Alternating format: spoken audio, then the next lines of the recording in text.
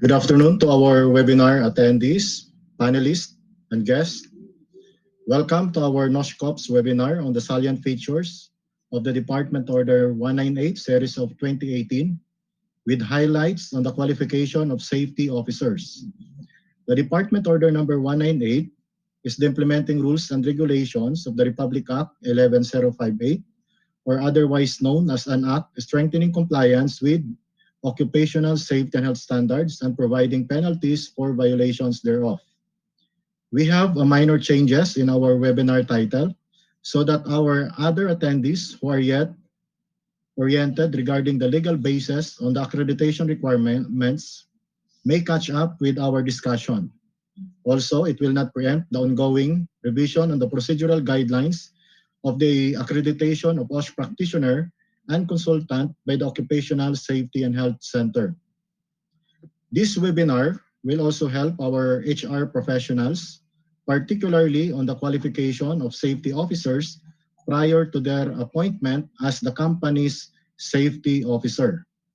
We would like to acknowledge our panelists who volunteered to help us in accommodating your questions after the lecture.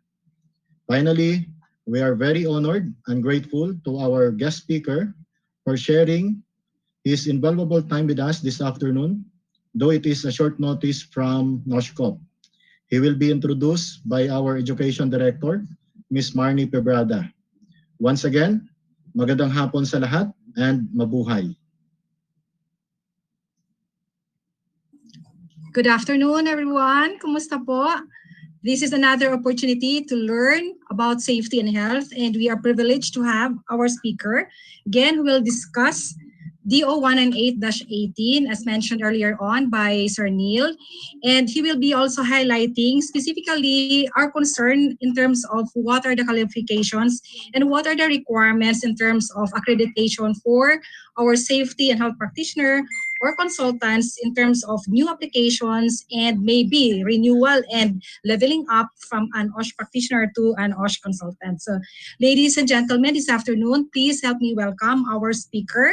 He is the Deputy Executive Director of the Occupational Safety Health Center, detailed at the Dole NCR Quezon City Field Office.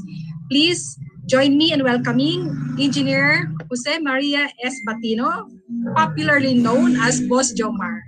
Okay, thank you. Thank you, Marnie. Thank you, Neil. Magandang hapon po sa inyong lahat. Ano?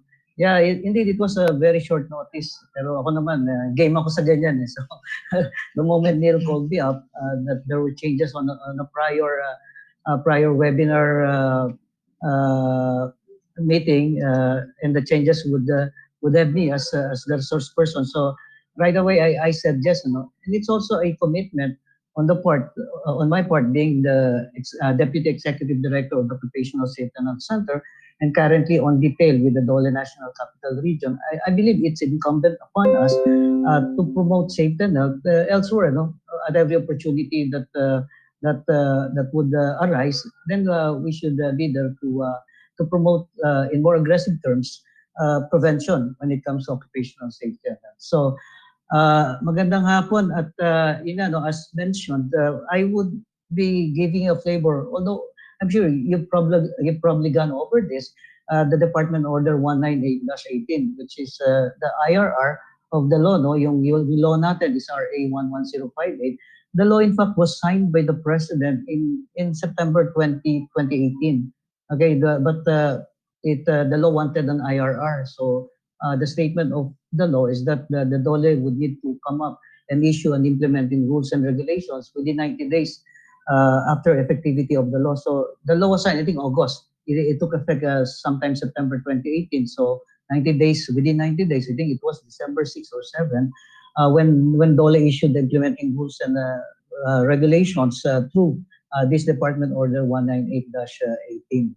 Okay, but of course, just like any issuance of DOLE, for it to come into force, it needed to be published. So it was published on January 9, 2019 in the Philippine Star. So 15 days after, I think it was January 25, 2019, when the both the law and the IRR came into full force. So since January 2019, January 25, 2019, when DOLE gets to inspect workplaces as to occupational safety and health, the anchorage would be, of course, the law and the implementing rules and regulations. But of course, there's still the OSH standards, and a lot of DOLE issuances construction DO 13 pa rin. Ano? So what we need to do right now, since the standards have not yet been amended, and this is how it works, statements that have been captured in the DO 198, in the RA 11058 and DO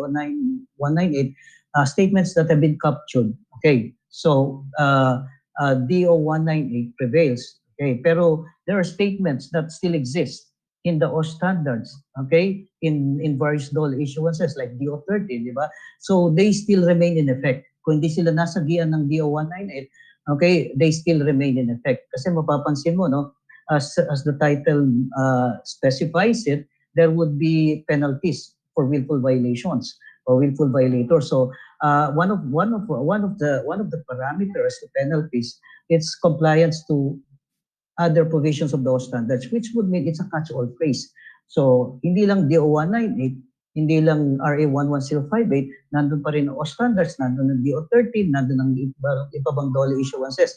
If you are in violation of any of those issuances or provisions which are still in effect, then saklaw ka. Saklaw ka pa rin ng penalties for violation under the DO 198. Okay, so now, let me share my screen.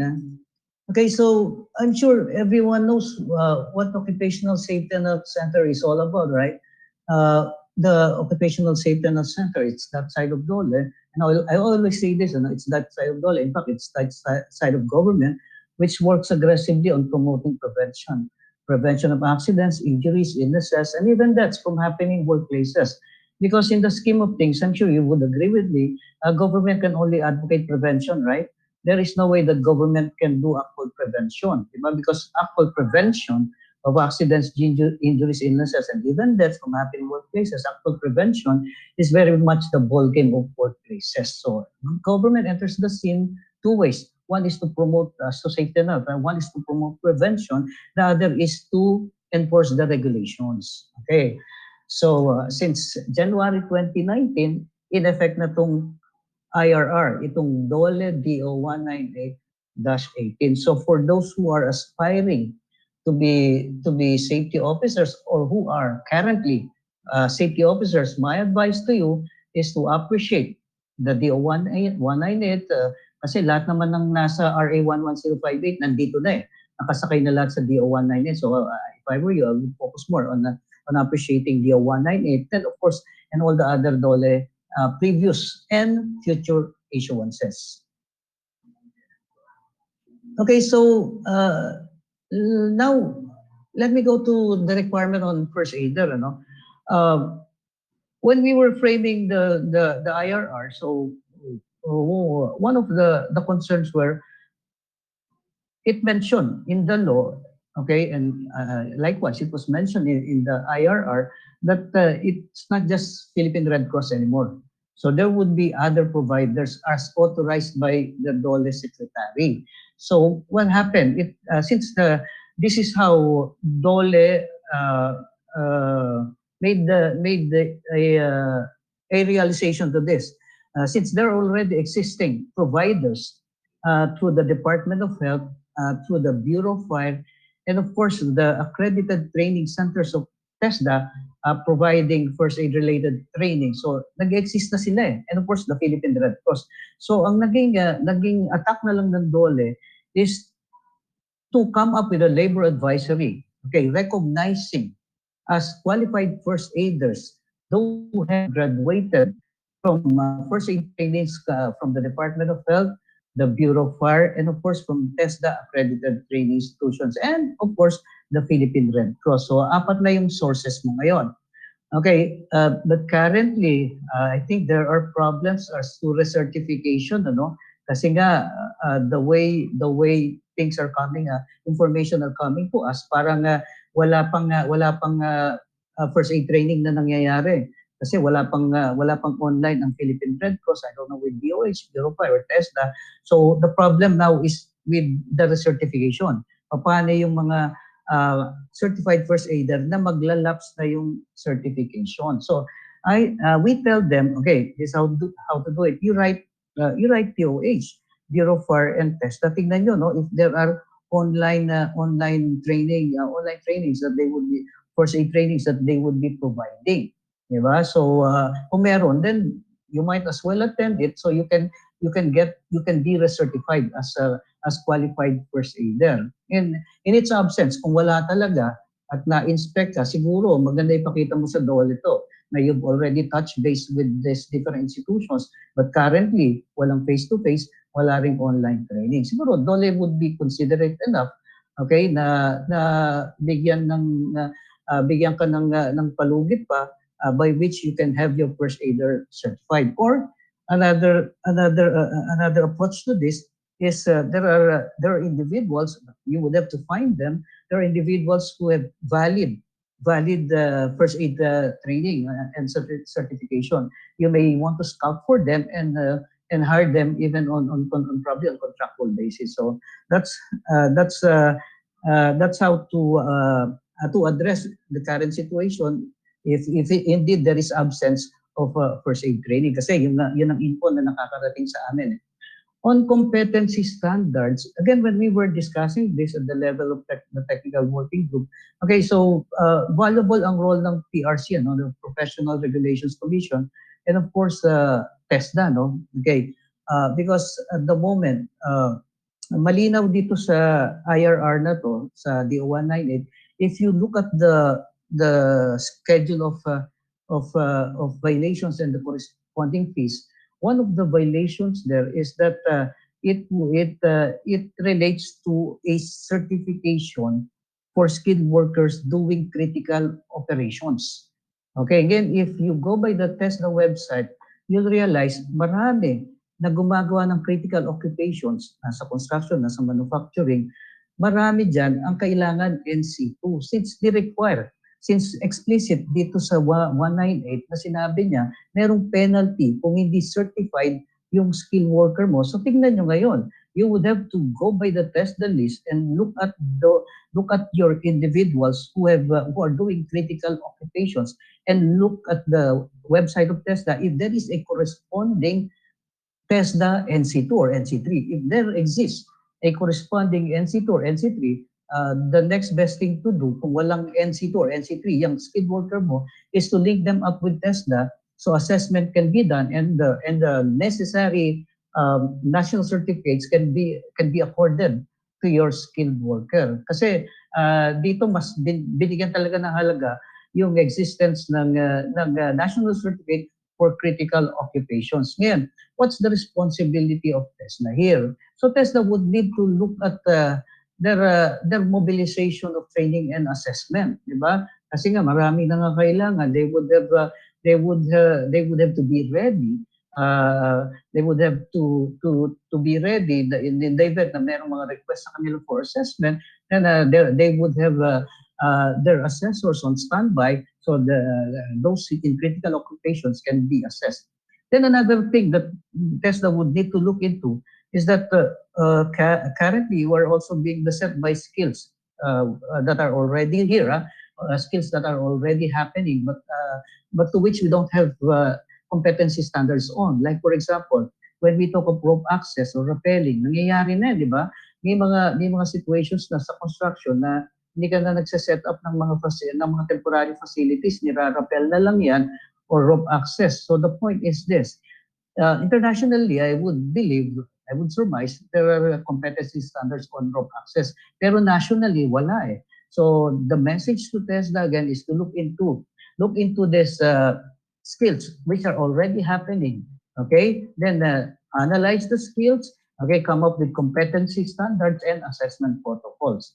Then for the PRC, okay, the message is for the PRC is that look at the trainings of safety officers. They might be credited. Sinabi dito, baka pwedeng sa continuing education part, ma-credit yung mga training ng mga safety officers. Then for covered workplaces, I think the statement is very clear where there are uh, people working, there are operations. It's by and large a workplace. It could be a satellite office, a main office. Okay, it could be a branch. Then okay, all of these are covered by this department order. Okay, before I go any further, malinaw ba? Nakikita niyo yung frame saka yung malinaw yung audio? Yes, yes, Sir John. Okay, okay. Anytime na medyo lumabo, sabihin niyo lang ha. Okay. Yes, Sir John. Okay, so in the past, we have our categories of establishments would run this way, right? We have non-hazardous, hazardous, and highly hazardous. Noon pa man, sinasabi na namin yan eh. Wala namang establishment na non-hazardous.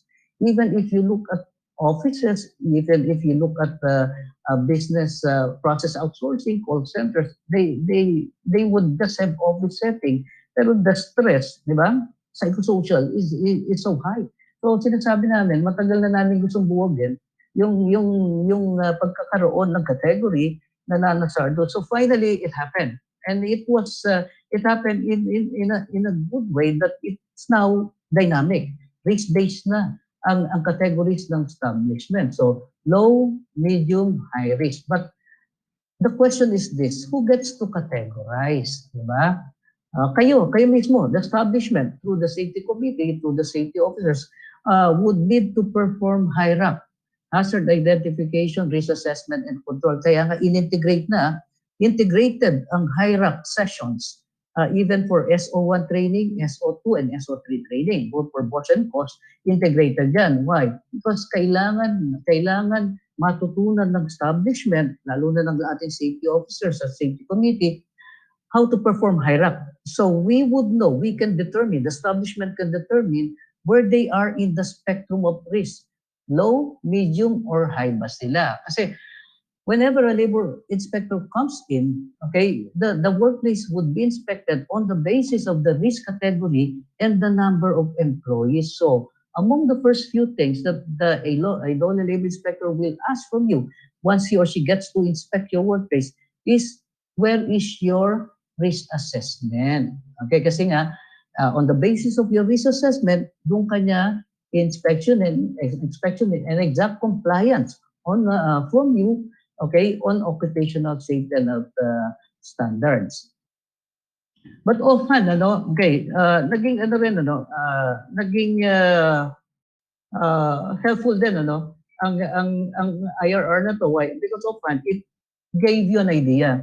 It enumerated a list of sectors where there are potentially high-risk activities, which would now mean, a DOLE inspector, would look at your sector. If you belong to any of this sector, there's a high chance that ang category mo is risk assessment. Ang category mo is high risk. Okay. Let me take construction as an example. No matter how faithful you do risk assessment in construction and even in the integration of your preventive programs, at the end of the day, you'll always realize construction is high risk, di ba? So dito sa point na to, binibigyan tayo ng idea. Ito yung mga high risk. So what would these sectors need to do? Come up with preventive programs, di ba?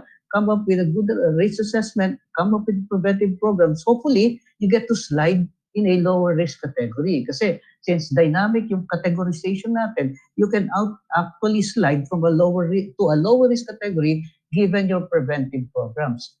So in 2019, I think this came out September 2019, DOLE issued Labor Advisory Number 4, Series of 2019, Guide for Compliance of Establishments. So the establishment shall be responsible in determining its own level of classification based on HIRAC. So binigay sa inyo nitong regulation na to ang responsibility to perform HIRAC and to determine where you are in the spectrum of risk. Generally speaking, saan ka? Low, medium, or high? Okay, so imminent danger. Okay, so there's a definition, but practically, when do we exactly say that a situation is imminent danger? We always say there are two simultaneous situations that should exist. for one to determine that that situation is indeed imminent danger. One is high probability, right? High probability, definitely mangyayari aksidente. Next is high severity. Pag nangyari aksidente, wala mang mamatay, merong masasaktan. Diba? Merong masasaktan. Okay, so when that's the situation, then that is imminent danger. So I think you all know in a situation of imminent danger, and of course on a situation of fatal accident, DOLE gets to issue work stoppage order. So in the same slant, okay, kapag imminent danger sa isang workplace, do not wait for DOLE. Okay, itong DO 198 na to, nagset sa iyo ng opportunity, nagbigay sa iyo ng opportunity to issue stoppage order. Ikaw na mismo, ha? Kaya establishments would need to determine, okay, through again the risk assessment, of course, through the expertise of the safety and committee members and the safety officer, what are the imminent danger situations, possible imminent danger situations in the workplace. And when it arises, when it happens, or when it shows itself, okay, there should be stoppage. Kaya nga mapapansin nyo, one of the new character of this DO 198 as to the responsibility of the safety officer is the issuance of stoppage order when necessary. So nagturo na tong department order na to, tinuro niya na yung safety officer as the person responsible to issue stoppage when necessary. Again, what do we mean by when necessary? It only means imminent danger. Okay. So again, definition lang naman, low risk, medium. Okay, micro and small business enterprises, it was defined here. Why? The original intention was to come up with something different, a set of standards for micro and small enterprises. That was the original intention. But when the IRR was being framed up, I mean, when we were framing the IRR, and of course, sa level ng TWG, mahirap i-extract eh. Ano lang bang set of standards ang applicable sa micro and small na hindi applicable sa medium and large and vice versa. So ang naging ano na lang, naging direction na lang is for this set of standards, itong D198 to be applicable, okay, to all workplaces.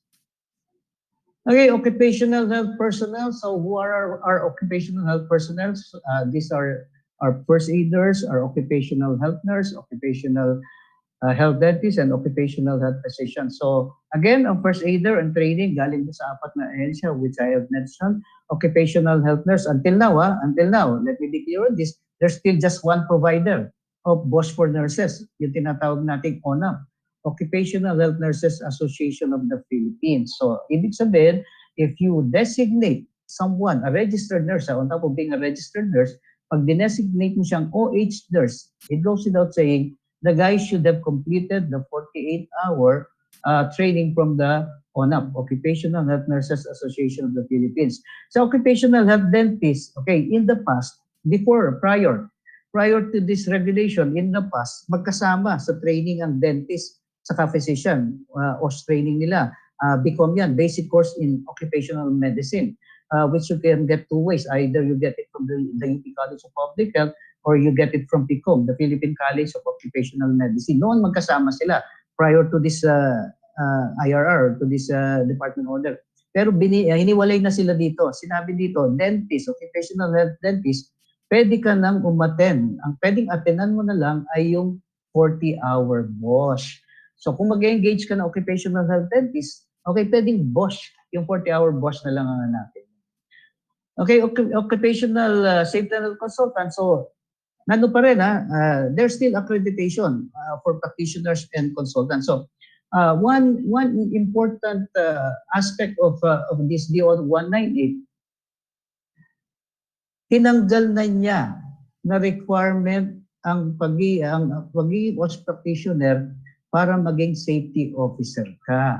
Okay, in the past kasi, okay, for those who are long-time practitioners already and who have become consultants, I'm sure you still remember, in the past, bago ka maging safety officer sa isang highly hazardous to highly hazardous workplace, given the size of employment, dapat accredited OSH practitioner ka, di ba? So dito nawala na yon. Nawala na. The way safety officer has been defined, hindi na niya, it's not already anymore in consideration of having an accreditation. But the system of accreditation still exists. Nando pa rin ang Occupational Safety and Health Center, okay, which handles or takes care of the accreditation system. So nothing stops you if you still want to pursue accreditation. Okay, but I think even though at the moment they're revising the procedural guidelines, I think they will, I believe they would maintain for you to be an accredited OS consultant, dadaan ka pa rin for several years as an accredited practitioner. So at the moment, in the absence of revised guidelines, ang hinahanap is 4 na taon. 4 na taon ka, you should have been at least 4 years as accredited OS practitioner before you even become eligible to apply for accreditation as OS consultant. And that is still with the other requirements, and of course with the process. Meron pa ring interview yan. Okay. Okay, personal protective equipment. Okay, so I think the standards is quite clear on this. I mean, this DO198 is quite clear by saying that PPE should be tested by DOLE. No? So in the Philippines, in the whole country, there's only one organization which performs the performance testing, which conducts the performance testing of personal protective equipment. At yan ang Occupational Safety and Health Center. So, but of course, the line of testing that they have, okay, are only for safety shoes, hard hats, lanyards, full body harness, electric gloves. Ano pa ba ako na-miss? Safety shoes, hard hats, goggles and spectacles, lanyards, full body harness, and I think and electric gloves. Ano? Okay, so which would mean if you are procuring any of the 6 items which I've mentioned, or some of the 6 items which I have mentioned, you require suppliers to present to you the test results issued by the OSHC. And of course, in the test results, it should clearly state na pasado yung samples. Otherwise, you do not buy from them. So, yun ang hahanapin mo sa supplier. If your supplier cannot present to you test results na pasado and issued by the OSHC on the 6 items which I mentioned, huwag kang bumili. Okay? Bawal ka nang bumili, in other words. Kasi sinabi na dito, dapat na-test. But for items outside of the 6 which I mentioned, let's say N95 mask, okay, dust mask, for example, dust mask. You're procuring dust mask. Okay, at the moment there's still no testing on the part of OSHC for dust mask.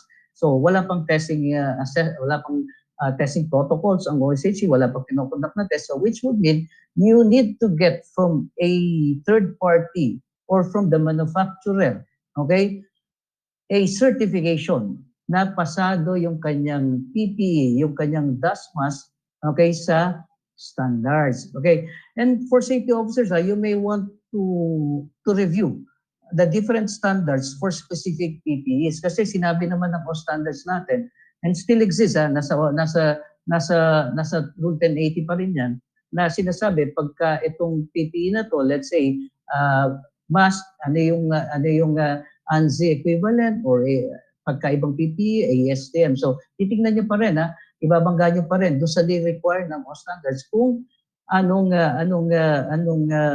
international standards ang na-mention doon. For those PPEs which you are procuring outside of the 6 items which I've mentioned. Okay, safety and audit, you need to do this on a regular basis. Safety and Health Committee, so lahat even the smaller establishments would need to come up with the structure of a safety and health committee and safety and health program. So lahat na, no, since 2019, lahat na ng establishments, okay, given the OS program template which is uploaded to the DOLE website, kailangan i-download mo yun, use the template to submit to DOLE your occupational safety and health program. Okay, let's look at the definition of the safety officer. Any employee or officer of the company trained by the DOLE or DOLE accredited training organization and tasked by the employer to implement an OS program. So which would mean from SO1, Safety Officer 1, Safety Officer 2, Safety Officer 3, Safety Officer 4. Ang training niyan would either, ang occupational safety training niyan, once prescribed, okay, would either come from the Occupational Safety and Health Center or from its accredited training organizations. Okay, so at the moment, I think they're close to 100, no? There's close to 100 as to the number of accredited safety training organizations. Pero the challenge now is accrediting the online providers, ha? Kasi naglabas ng separate ang issuance ang OSHC, okay, as to interim guidelines on accreditation for online purposes. So hindi ko lang alam kung ilan na, no? But of course, they should be displayed or uploaded to their website kung ilan na ang na-accredit nila providing online trainings, lalo na yung mga safety and health trainings, lalo na yung prescribed. So, for SO1, the training is actually 10 hours. Okay, there's a course outline for this. Ano? Again, downloadable from the DOLE website. So, dapat si SO1 mo nakakumpleto ng 8 hours na yan. Okay, plus 2 hours of trainers training topics. Okay, you may want to download from the OSHC website. They actually have a revised learning roadmap on this, ano, whereby biniyak na yung 10 hours na yan into 2 days. Ha?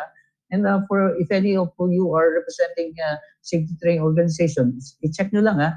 Okay, merong learning roadmap yan na itong SO1 training, you need to deliver it in 2 days. Naka-upload dyan sa OSHC website. Then if you are designated as SO2, okay, then your training, if you're in a sector which is non-construction, okay, 40 hours training, and that's the boss training. If you are in a sector in construction, if you're part of the construction industry, then 40-hour course. So yun pa rin, ha. Okay, although na-revise na rin, ha, as far as I know, ang boss na-revise na yan. Meron ng learning roadmap na pinakuwalan ng Occupational Safety and Health Center as to boss, and there is also integration of 2 hours of trainers training topics. Diba? So meron din, ha, nilagyan na nila yung boss ng trainers training topics. I don't know with caution of, but I think that's also the direction. So if you are to be designated as SO2, Safety Officer 2 in a non-construction establishment, boss graduate ka. Kung construction cost. Then SO3, okay, again, there are situations whereby an SO3 is required. Hindi lang SO2 or minsan it's a combination. Isang SO2, isang SO3. So if SO3 ang requirement, okay, so on top of the boss or cost, the SO3, okay, should have completed additional 48 hours of advanced or specialized post training. So pag sinabi ng 48 hours of advanced or specialized post training, and pagka ganito sinabi na to, it has been prescribed. So ibig sabihin, yung 48 hours na yan, you have to take it either from OSHC or from a DOLE accredited training organizations, di ba? So advanced, we're looking here at mga advanced courses, loss control management, safety program audit, specialized courses. It depends siguro kung specialized.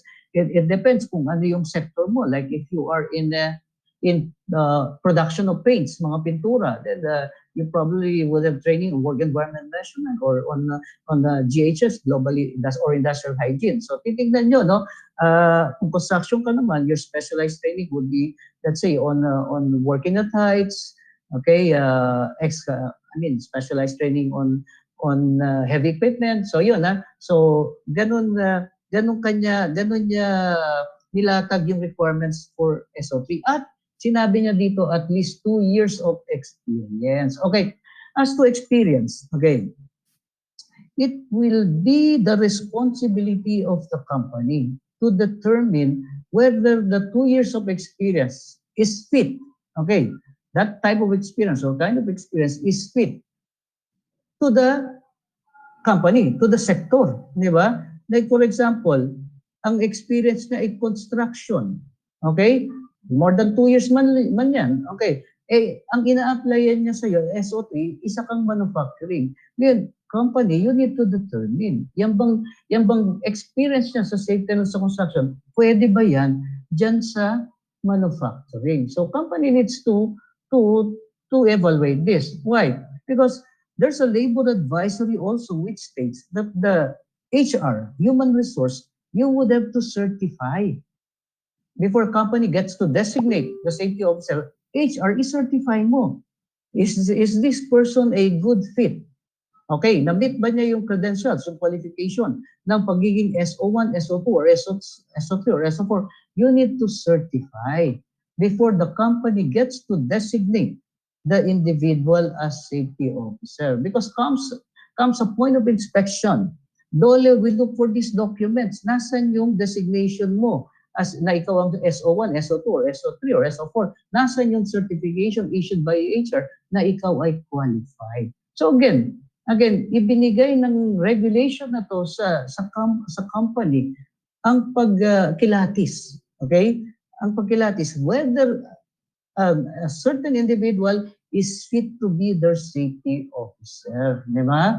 Kasi there are so many occasions, there are so many situations whereby minsan, pagka nandun na yung bolilyaso, that's the only point you realize, hindi pala qualified o hindi fit pala yung safety officer mo. Di ba? So early on, before you even get to designate the safety officer, dapat na-assess mo na ang credentials niya at experience niya kung siya ay gusto mong i-designate as safety officer. And let me also be clear on this, because I've heard it too many times in trainings na sinasabi nila pag nakagraduate ka ng course, isa ka ng ganap na safety officer. Hindi ho, pag nakagraduate ka ng training, completion lang. So completion certificate lang ang meron ka. Kailan ka magsisimulang maging safety officer? Kapag ikaw ay na-designate na, when the company gave you that designation or gives you that designation that you are indeed the safety officer, that is only the opportune time you get to be one. You get to be a safety officer. Okay, so SO4, so pag SO4, the credentials become, in a sense, more, on top of the basic training of 40 hours, there's additional of 80 hours of advanced specialist training and 320 hours, okay, of post-related training or experience. So ito na yung bubuunuin mo, kung ikaw ay de-designate na SO4.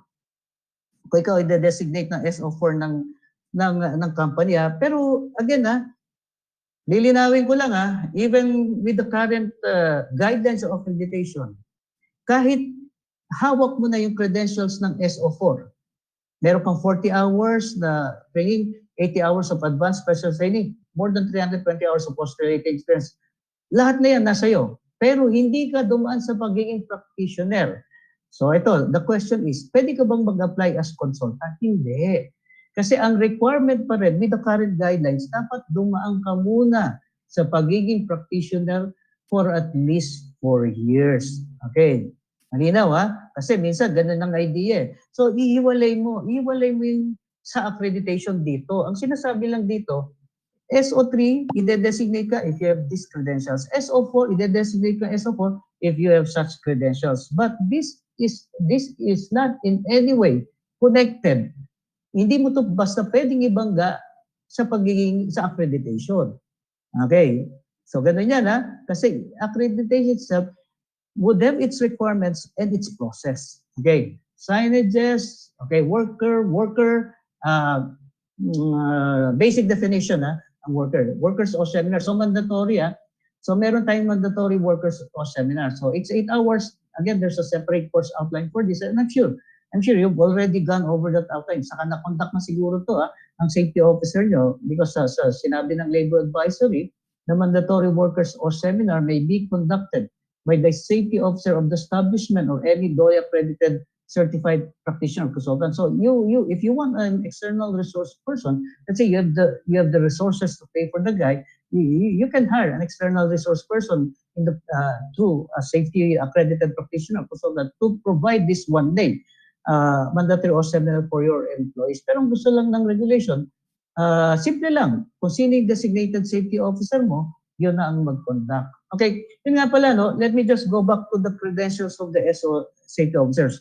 Those are minimum requirements. Pag sinabi natin SO3, kailangan mo 2 years of experience.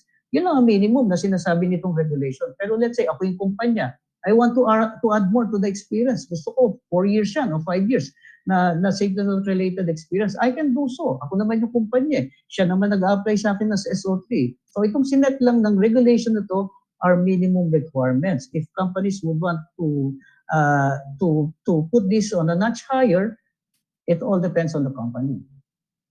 But for purposes of compliance, ito yung minimum requirements.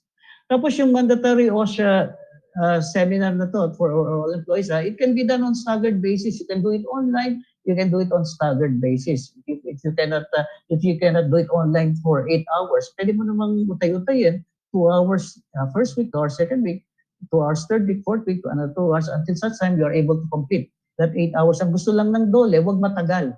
Wag namang ilang buwan bago mo na natapos yung mandatory 8 hours or seminar for employees. Okay, workers' right to know.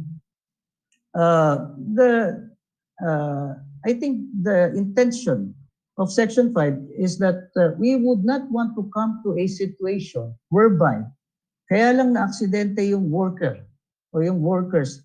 Why? Because they didn't know how to protect themselves. Why? Because there is lack of information. So workers, they have the right to know. Diba? They have the right to know if they're exposed to hazards, what would be the precautions. If it so requires that they need to be trained, then dapat sagutin ng kumpanya ang training. Diba?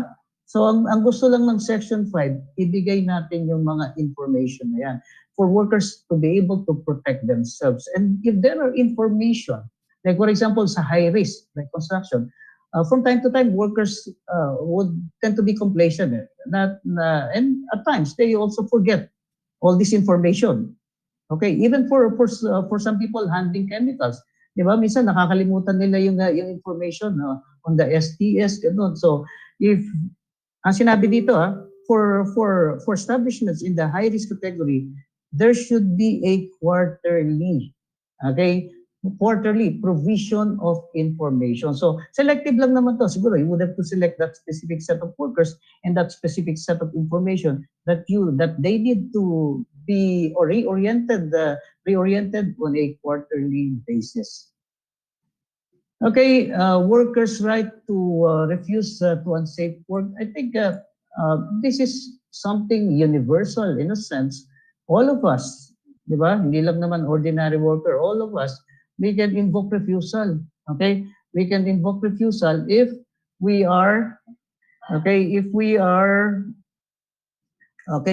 an imminent danger situation. So the intention of this statement, okay, is to give workers that empowerment. Why? Because in many situations, worker would just tend to keep silent, right? Even though they're exposed to some risk, they're exposed to imminent danger, their priority would still to ensure that they will not go out of job. So what would be their behavior? Hindi na lang sila magsasalita, di ba? Mag-iingat sila, they'll keep mum about it.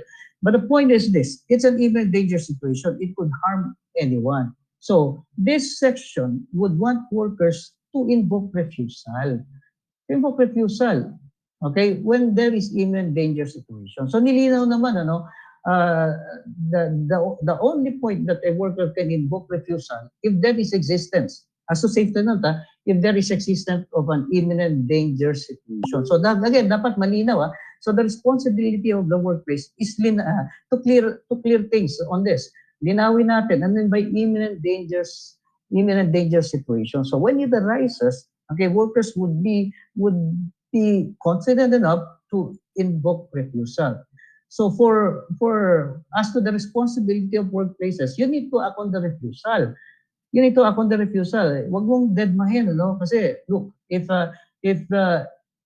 kung yan ay hindi mo papansinin at imminent danger nga at mangyayari, then dole ang papasok dyan to investigate and of course issue work stoppage. But if it comes to a point, you are not really that sure whether it's imminent danger or not. Let's say, to the point na nagtatalo na kayo ng employee, ikaw, sasabihin mo as manager, hindi imminent danger yan. Insist ng worker, imminent danger yan. So that's the time you need to bring in dole to determine whether it's an imminent danger situation or not. But let me ask you, will you do that? Really, will you go to the extent of calling in dole for dole to determine whether it's an imminent danger situation or not? Diba? So hindi na lang siguro. Why? Because you have your safety officers, you have your safety committee, you're in the best situation to determine, you know, the processes and everything. You're in the best situation to determine whether such a situation is in danger or not. So at the point that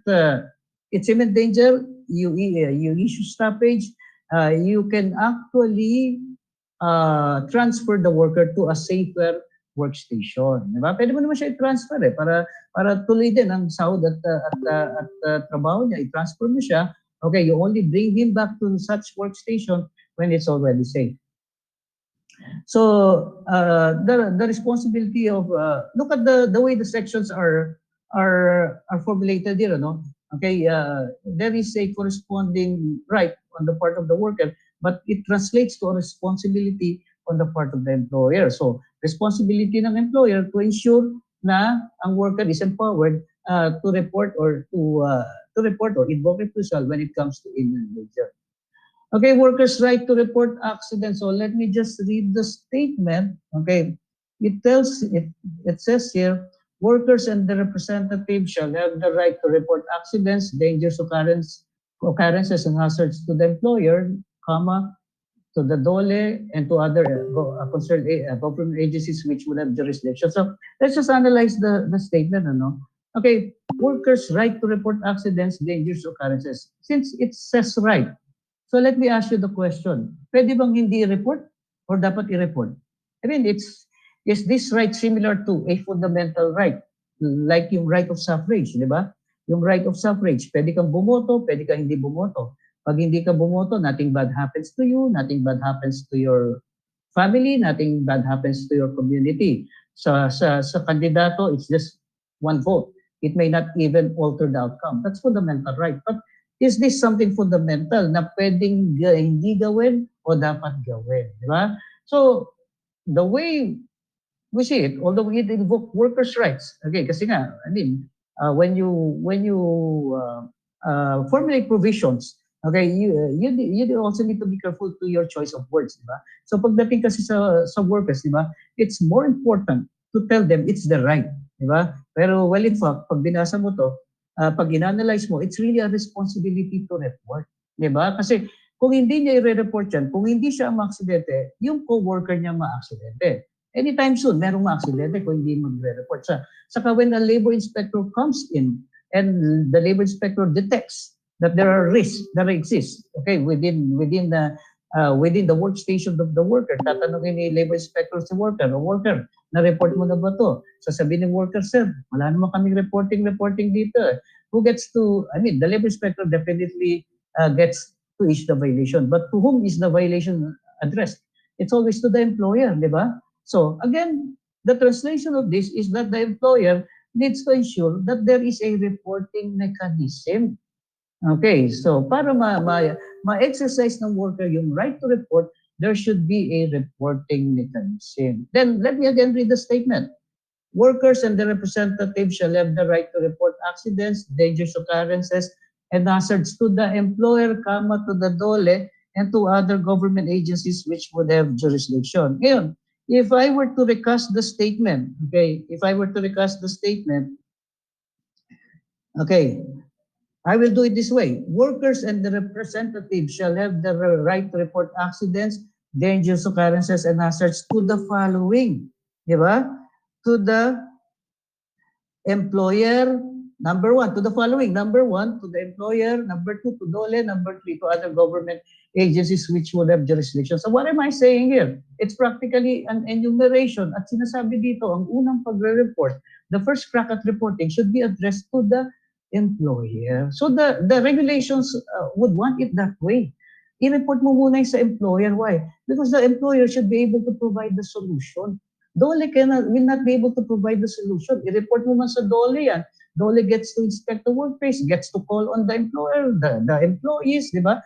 Sasabihin, ito yung mga infractions, ito yung mga violations, o employer, i-correct mo yan. Apply corrective actions, di ba? So, bumabala yung proseso. So, to lessen the timeline for the implementation of corrective actions, ang gusto ng regulation, i-report na kagad sa employer. If you go directly to DOLE, let's say there's this worker who goes directly to DOLE at ni-report niya dito sa aming workplace, unsafe dito, may ganito, may risk. Okay, Ang first question din ng DOLE, na-report mo na sa employer yan, di ba? So sasabihin din yung worker, i-report mo muna sa employer yan. Dapat bigyan niya kagad ng solusyon yan. Okay, PP, I've already gone over this. So kailangan part siya ng separate pay item siya. Ganun din sa construction, di ba? I think it's under Section 17 of DO 13 na lahat ng cost ng safety and construction is an integral part of the construction project and separate pay item. And that is inclusive of the cost of personal protective equipment. So even the replenishment, kasi there are times may mga questions paano, let's say, kung nasira na ng worker yung PPE, yung bang pagpalit, sagot pa rin ng company? Yes, sagot pa rin. Rule 1080 ng OSH standards, ano sinabi doon, di ba? PPE shall be provided at the expense of the employer. Sa DO 13, part ng project ko. So any which way you analyze it, hindi dapat manggaling sa worker, di ba? In fact, if there's a situation na nag-inspect ang DOLE, na-inspect niya, and after validation and everything, there's true to it na yung cost ng PPE dinideduct sa salaries ng workers. And sometimes it happens, right? If DOLE inspector finds it out, most of the time, DOLE gets to issue 2 violations. One is the violation in the standards on PPE. It could be, let's say, dito Section 8, sa DO 13, Section 6. Okay, sa OSH standards, Rule 1080. Okay, so, yun ang issue violation. And the second violation is inappropriate deduction. Di ba? Kasi ang pwede mo lang i-deduct from the salaries of workers would be counterparts on SSS, PhilHealth Pag-ibig, taxes, di ba? Withholding taxes at legitimate deductions kung may loan sila sa inyo. Okay, but not the cost of PPE. Okay, so the DOLE ruling would be simple. Ibalik mo sa worker yung amount na diniduct mo dahil binayaran niya yung personal protective equipment. Walang kulang, walang sobra. Again, based on this regulation, dapat maibalik mo in 3 days time. Kasi ang timeline natin sa lahat ng violation ng personal protective equipment, based on the penalties, dapat 3 days lang. 3 days mag-comply ka. On the 4th day, okay, DOLE will impose the penalty. Okay, so, but how do we advocate this to workers? Okay, ito naman, the way we advocate this to workers is in this manner. We tell workers, hindi libreng, it's not really free personal protective equipment. It's free use of personal protective equipment. Meaning, the ownership stays with the provider, with the company, with the contractor. It stays with them, the ownership of the PPE. So worker, if you get to lose your PPE or you damage your PPE and it's your fault, na-damage siya not because of wear and tear. Okay, na-damage siya dahil maling paggamit. Hard at pinupok mo sa hard object na basag. Goggles, bawal iuwi. May company policy, bawal iuwi. Inuwi pa rin, nawala. So, there should be due process. Okay, in the due process, okay, it points towards the direction of the culpability of the worker. Then, what has been lost? Dahil kasalanan ng worker, what has been damaged dahil sinadya ng worker, they become legitimate deductions. They should be paid. Bayaran, they become legitimate deductions. Okay, so Section 12 on Occupational Safety and Health Program. So, regardless of the size, regardless of the nature of risk, there is only one OSH program template.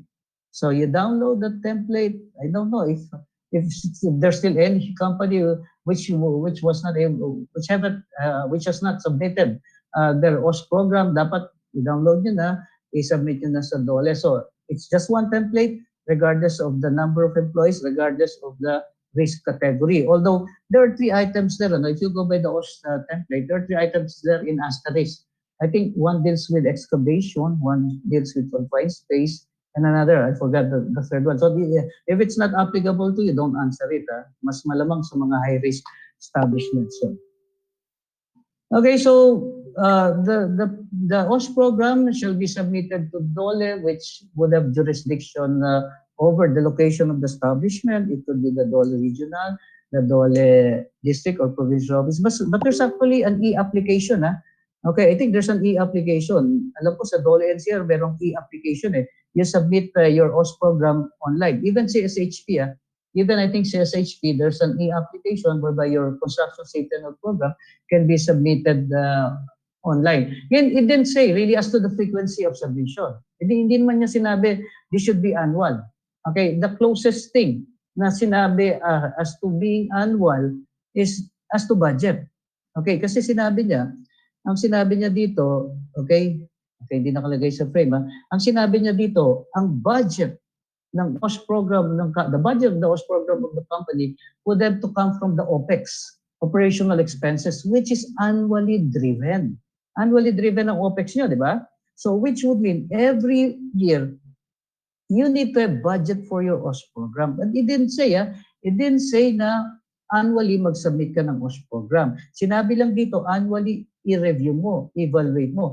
And if there are revisions from your end, let's say, because of a new technology, okay, na-revise yung OS program mo, okay, so you need to submit to DOLE a revised OS program using the template. Or if DOLE by na-review ng DOLE. So, sabihin natin na-review ng DOLE OS program mo and DOLE feels na kulang at kailangan or there are portions that you need to revise. That's the only time you need to submit a revised program. But kung nag-submit ka na, wala namang sinabi ng DOLE na i-revise mo at hindi naman nababago. Hindi naman nababago yung configuration ng OS program mo, then every year yun pa rin yung program mo, then there is no need for another submission. Okay, but of course, the budget as it states should be annually driven. Okay, the company shall submit a copy of the OS program to the DOLE regional, provincial, field, or satellite office. So, just look for the e-app. Alam ko merong e-application ng DOLE as to the submission.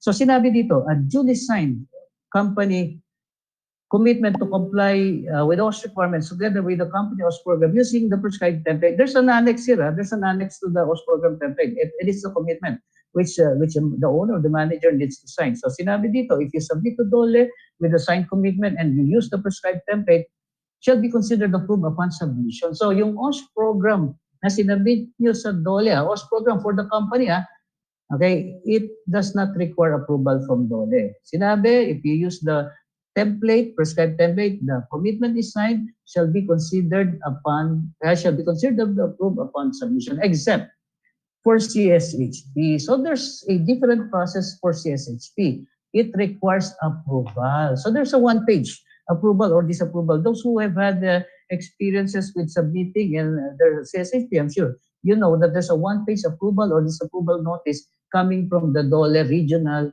office. So ang CSHP, kailangan i-approve pa rin siya.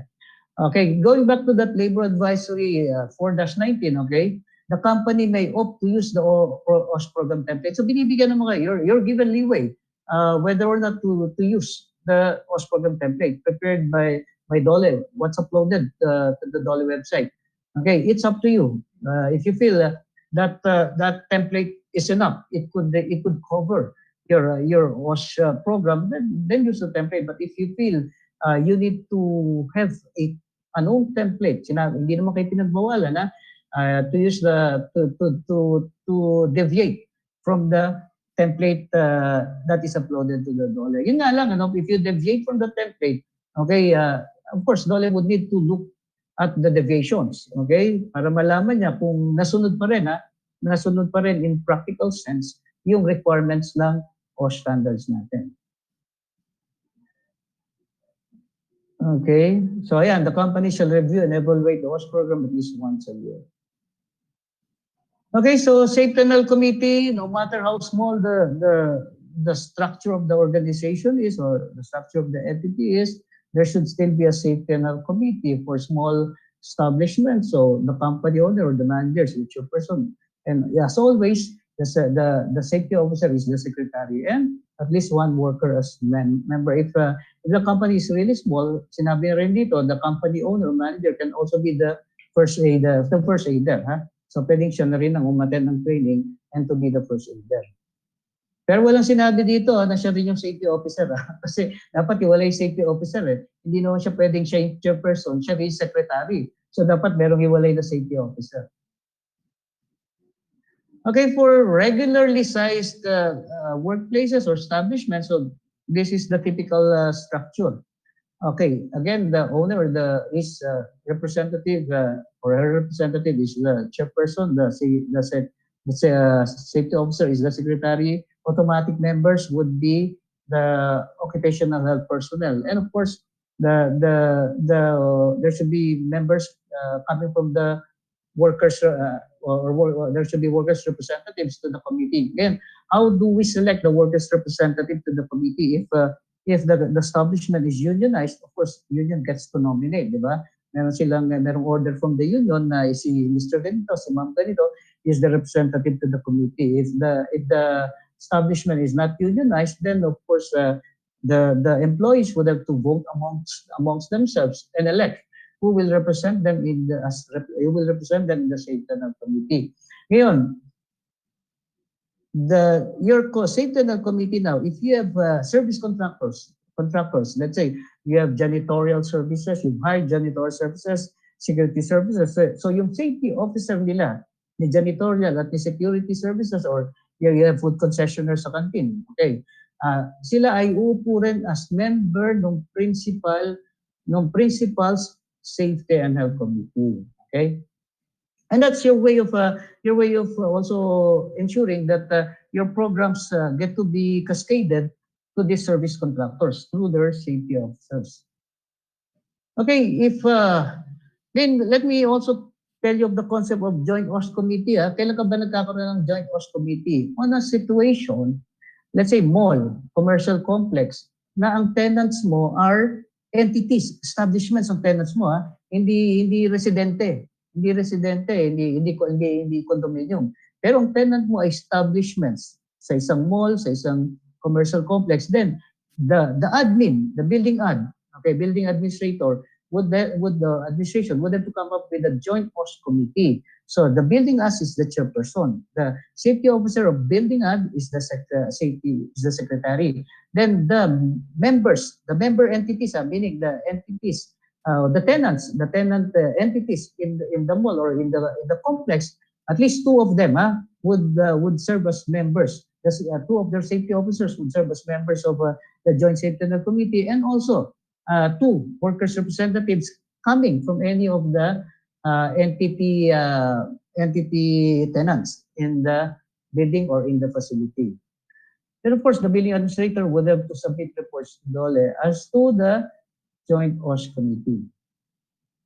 Okay, section 14, and if you go by ABC, these are just faithful extractions from the OS standard. So ang isang nabago lang dito is letter D, whereby sinabi na, okay, if you designate the safety officer, make sure that among his or her functions, and the guy should be able to carry this on, is to issue work stoppage when necessary, based on the requirements and procedures provided by the OS standard. So they should select the right officer. Why? Because you will give him or her this responsibility to issue work stoppage when there is imminent danger. So what's the importance of section 14? It gives you that mechanism. It gives you now that mechanism to have an in-house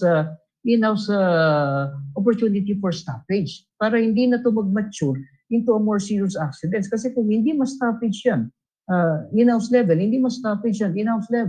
then dole, pag nangyari aksidente at serious yan o fatal, then dole pa ang mag-i-issue ng stoppage. So what section 14 is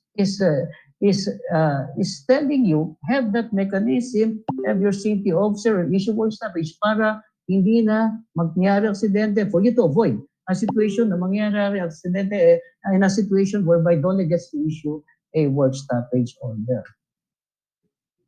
Okay, so again, going back to that labor advisory, okay, the safety officer, ito yung sinasabi ko kanina, the safety officer shall be certified by the company's HR based on qualification. So pag, HR, you have additional responsibility. Kaya my advice to HR, you may want to also attend cost training. If you're HR in a construction company, you might as well attend cost training also. Why? Because you will issue a certification based on the individual's qualification, and for you to have that confidence to issue the certification, I think you also need to know, okay, the ins and outs of occupational safety, diba? So, I think marami na, no? These days, marami ng HR na umattend na rin ng boss or ng cost training or yung SO1 training. The appointment of safety officer shall be issued by the company. So, I don't know if it's appointment or designation. I don't know. Your companies would have different protocols on this. It could be a designation letter. It could be an appointment letter or whatever you. If only to say na si Mr. Ganito, si Ma'am Ganito is the designated SO1, SO2, SO3, or SO4. Okay, so this is now the matrix. Okay, so when Dole gets to inspect you, I mean, this is how Dole will look into the situation. Okay, when we say number of workers, it has to be total. It has to be total. Okay, and it has to be on a per shift basis as well. Okay, meaning if you have multiple shifts, then there is a corresponding safety officer in that shift. Di ba? Dapat wala kang shift na walang safety officer, at wala ka ring shift na walang OH personnel. Why? Look at the behavior of Dole.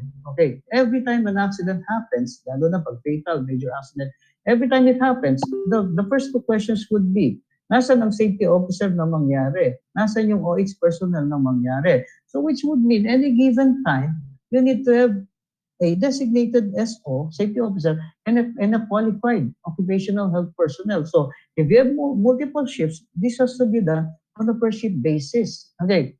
Meron ng there was this, ito 4A nangyari to, no? Nag-consult sa akin yung isang kumpanya kasi meron siyang 50 workers now. Biyak yung 50 workers niya. Tig 25, 2 shifts. 25 sa first shift, 25 sa second shift. So 50 ang total. Meron lang siyang isang SO3. So yun nung na-inspect siya, isang SO3 lang. Hindi daw siya initial ng violation ng Dole. Sabi ko sa kanya, siguro naging mabait lang sa yung labor inspector. Pero the point is this, kung meron kang 2 shifts, tig 25, sabihin natin, ang total, based the matrix, 1 SO3. The point is this, saan mo ilalagay yung SO1 mo, ay yung SO3 mo? Sa first o second shift. So ngayon, hulaan mo na. Saan ka bang shift na magkakaroon ng aksidente para doon mo ilalagay yung SO3 mo? So hindi pwede, di ba? Hindi pwede. Paano nilagay mo yung SO3 mo sa first shift? Naka-aksidente ka sa second shift. Ayun, ang tanong pa rin, nasa ng safety officer nang mangyari aksidente. So this has to be done on a shift basis. Okay, so example lang tayo. Let's say I have 150 workers. Okay, 150 high risk. Ang category, let's say, ng establishment is high risk. Ako yung principal company. I have 150. 150 would mean, number of workers, 150 would mean inclusive of my service contractors. So meron din akong janitorial, meron din akong security agency, security guard. So I have 150, high risk ang establishment ko. I need to have 1 SO2, 1 SO2, and 1 SO3. That's for me to put up as principal company. Then I have a janitorial service. I hired a janitorial service. And they are 8. 8 sila, nakamobilize sa akin. Again, they adopt my risk category. High risk ako, so high risk din sila. Sa akin sila nakamobilize. So with 8 employees, so si janitorial, meron siyang dapat SO2 para sa employees niya, si janitorial. So, ganun din si security agency. Si security agency, meron siyang 8 din na security guards na nakamobilize sa akin. Then, dapat meron din siyang isang SO2. Diba? So, each of the contractor, okay, should have their own workforce, their safety officer for their own workforce. And as we move down, okay, you realize as we move down, dumadami yung requirements for safety officer at sa mga safety officers. Pero ito lang, let me also highlight this. You can actually stop at SO3. Okay, look, the more employees that you have, kapag low risk ka, if you have much more, isang SO3. Kapag medium risk ka, isang SO3 or SO4. Pag high risk ka, isang SO3 or SO4. What is this point telling us? You can actually stop at SO3. Di ba? Hindi mo kailangan mag-designate ng SO4. Basta may SO3 ka, okay, then that should be enough. Di ba? That should be enough. Unless you have someone who really has the qualification of SO4. So, ang ginawa ng IRR, naglatag siya ng qualification ng SO4. Because if it comes to a situation na meron ka isang very much qualified na individual, okay, more than the SO3 ang credentials niya, then again, but nothing also stops you in designating the guy as SO4.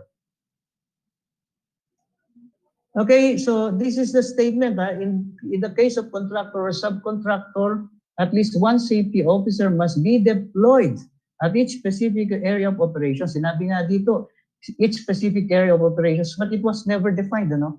The IR did not define what is what is a specific area of operations. Diba?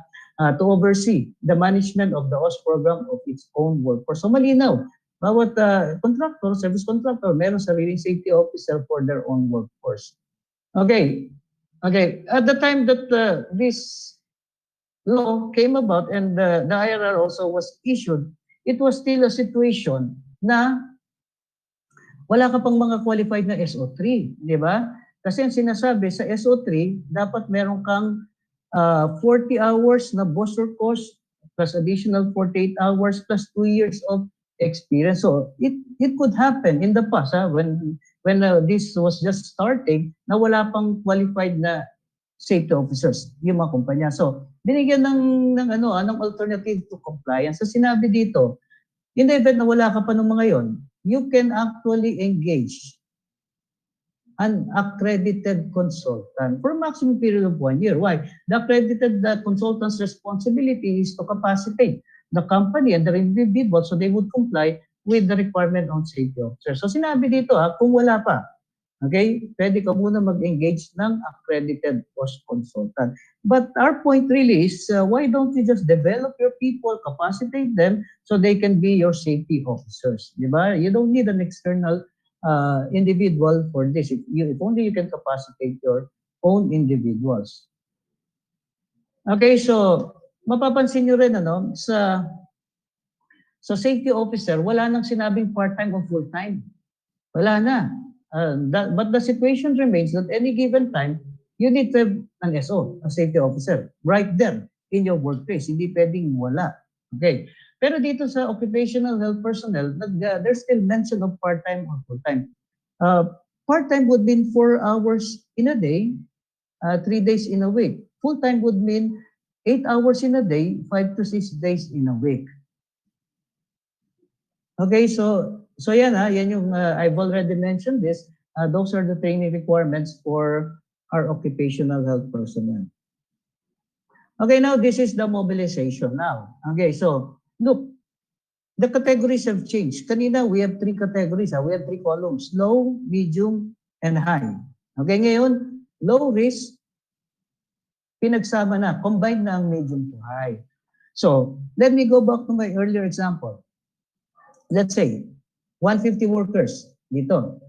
Ako as principal company, I need to put up 2 first aiders, 1 full-time OH nurse, 1 part-time OH dentist, and 1 part-time OH physician. Yun ang responsibility as principal with 150 total workers. Okay, so ngayon, paano mga subcontractor? So, ang sinasabi dito, and we also promote this to the service contractors, dapat meron man lang silang first aider. So kung merong bolilyaso sa mga tao nila, hindi na sila magre-rely doon sa first aiders ni principal company. Meron na silang sariling first aiders. Okay, as we move down, nadadagdagan din yung OH personnel.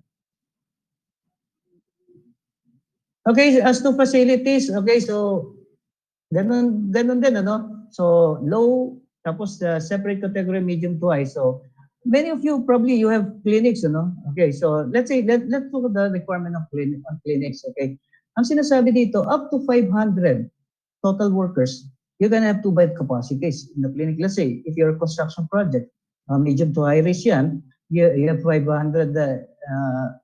workers in the project, so yung clinic mo can have 2 bed capacities. But as the number of workers is increased, and for every 100 additional thereafter, additional bed capacity. So paano yan? Let's say you're at the peak of your project, okay? You need to have 1,000.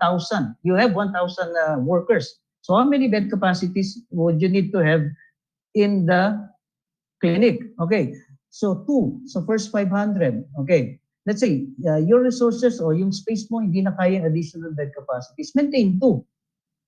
But again, you have 1,000 employees. You have 1,000 workers. So 2 for the first 500. Every additional 100 thereafter, isa pa. So that would be 2 plus 5. You need to have 7. Pero how would Dole look at it? Okay, you can have two in the workplace, in the premises, two. The alternative to compliance to the additional bed capacities, and because you lack the facilities, that's the point that Dole will look for your MOA with the nearest hospital. So by definition, ang nearest hospital, in practical sense, yung madali mo mararating, not na maximum of 5 kilometers or maximum of 25 minutes of travel. Ha? Kung ano yung madali mo mararating dyan, yun ang nearest hospital. Example lang, meron kang hospital, it's just close to 5 kilometers, but it's towards the direction of traffic. Diba? It will take you more than 30 minutes to be there. And meron kang isang hospital, opposite direction, which is not in the direction of traffic, which you can reach in 15 minutes. Okay. Ayun na yung nearest hospital mo, although it's more than 5 kilometers. Okay, so you still remember your reports, ha? Okay, meron pa rin, ha? Meron pa rin tayong sinasubmit na report sa DOLE. Sa WAIR, nadagdagan ng WAIR natin, ano? Kailan nga ba sinasubmit ang WAIR? Yung regular WAIR, it's on or before the 30th of the month. Tama ba ako doon? Hindi. Ang regular WAIR pala, no? Ang regular WAIR is within 30 days after the occurrence of the accident or the disabling accident or injury, right? Yan yung regular WAIR. COVID WAIR, it's it's on the 30th day of the month. Okay, so dalawang WAIR ang sinasabit mo in a month, ano? So nagiging dalawa siya kung meron kang disabling. Okay. Then yung AEDR, nandiyan pa rin yan, ang AEDR sinasabit mo, I think towards the end of the year, January 30 or tama ba? Following year pala, January 30 or 31 the following year, and that's your annual exposure data report. Okay, yung AMR mo naman, sinasubmit yan on or before March 31 the following year. Okay, ito lang ha, so I mean in 2019, when you submitted your AMR, kompleto, di ba? You have random drug testing and everything. All of it are inclusive in your AMR. Okay, but there are now parameters which you're not able to do. Diba? I think you need to inform DOLE in your submission. Let's say, magsasubmit ka on or before March 31 the following year. Let's say you haven't done your random drug testing. Sabihin mo lang na hindi pa to follow na lang yung supplemental AMR mo kasi nga there are parameters that you were not able to do yet. Okay? Okay, siguro naman na DOLE will be considerate kasi nga hindi ka naman talaga random drug test with the current situation. Tapos yung meron pa minutes of committee meetings, quarterly pa rin submission. The committee would have to meet on a monthly basis, but the minutes would have to be submitted on a quarterly basis. Okay, the total cost of implementing the duly approved HOS program, as I mentioned, integral part of the operation. So part siya ng OPEX, which is annually driven. Okay, I would advise you again to download this department order, Department Order 183 series of 17. Okay, this has not yet been superseded. This is still the inspection process and protocol. Ito pa rin yun. So yung labor inspection process and protocol, ito yan. And it also gives you the timeline. Ito, look, it established these timelines. Pag imminent danger, dapat 1 day, makorek mo. The next day, hindi mo na-correct, DOLE would need to penalize you. And if it's imminent danger, DOLE issues the work stoppage. And DOLE needs to either lift or sustain the stoppage order within 72 hours. Any violation on PP, as I've mentioned, 3 days to comply. On the 4th day, DOLE gets to penalize you. All other infractions or violations not exceeding 90 days. Okay, but this is also how it works in practical sense. When DOLE gets to inspect you, gets to issue a violation during the presentation of compliance, sasabihin niya, you have 1 month to comply. You have this number of days to comply. If I were you, comply. Diba? Although you can ask for extension. Kasi malinaw naman dito sa Department Order 180-17, you can actually have 90 days. So you can apply for extension of deadline. But again, DOLE wants you to comply ASAP. Why? Kasi for you to avoid the higher penalties. Why? In the event you don't get to comply, okay, look at how the computations would go. Sinabi dito, the penalty shall be computed on a per day basis until full compliance reckoned from the date of the notice of violation, meaning the day you were inspected. Or if the issues have been controverted into a labor case, the day the case was served to you. Pag sinabi kasing compliance order, nakadakit na yun sa DOLE as labor case. So kung kailan na-serve sa yung case, after that will be the day one of the computation. That will be the day one of the computation of penalties. So malaki let's say, nag-request ka ng nag-request, binigyan ka ng DOLE ng 90 days, then hindi ka rin nakakomply. DOLE now gets to gets to conclude it's willful violation. So penalize ka na. But what would be day one of the computations? The day you were inspected, and that was more than 19 days ago. So let me also be clear, you only get to be penalized if there is willful violation. Malinaw naman, willful violation. Although you've been issued the violations, but you comply within that window of compliance. Naka-comply ka, kahit may violations ka, naka-comply ka, then no penalties. And satisfied ang dole sa compliance mo, then no penalties would ever be imposed upon you. Okay, maximum daily penalty is 100,000. So if daily, maximum daily penalties is 100,000. So if you have multiple violations, naging willful ang pag-violate mo, and dole gets to penalize you, whatever is excess of 100,000, dole gets to take it out. Okay. Then sinabi rin dito, if DOLE regional director would want to use their discretion, they can actually bring down the penalties.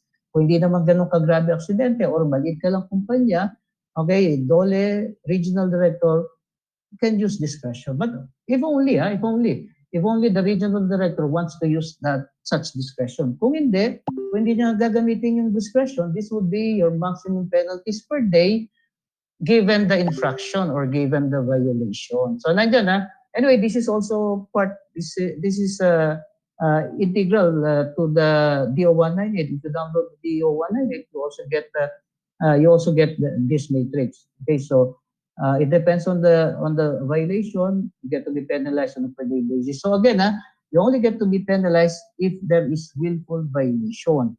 As long as you can comply within that window of compliance, no penalty is imposed upon you. Okay, so don't be a repeat offender because there's a statement in DO 198 for repeat offenders. Let's say, 2019, you were penalized. Wala kang safety officer. Wala kang safety officer 3. Okay, you became a willful violator. So penalize ka. Then eventually, you got to comply. 2029, inspect ulit. Ganun na naman, wala ka na naman ulit safety officer, naging willful ulit violation mo. So hindi na siya 40,000 per day. Kasi 40,000 pag walang safety officer, pag willful ang violation, it becomes 40,000 plus 50% of 40,000. That will be the additional penalty for repeat offenders. Ngayon, the matrix earlier gives you the penalties on a per day basis. Penalties per day yon. Ito yung 100,000 per offense. Tatlo lang naman yan. So naglatag siya ng 100,000 one-shot deal per offense yan. In case you would be guilty of this. Repeated obstruction. So when would repeated obstruction happen? Let's say DOLE gets to inspect you today. Okay, DOLE labor inspector has the authority. The guy shows to you the credentials. You can even validate. Call the DOLE office. There's always a tracking number to the inspection authority. When the other end of the line, tatanungin ng DOLE, ano yung tracking number din sa inspector authority? Ito ma'am, ito. Okay, legit yan. So it's a legit inspection operation. You deny the labor inspector access. Okay, that would be obstruction number 1.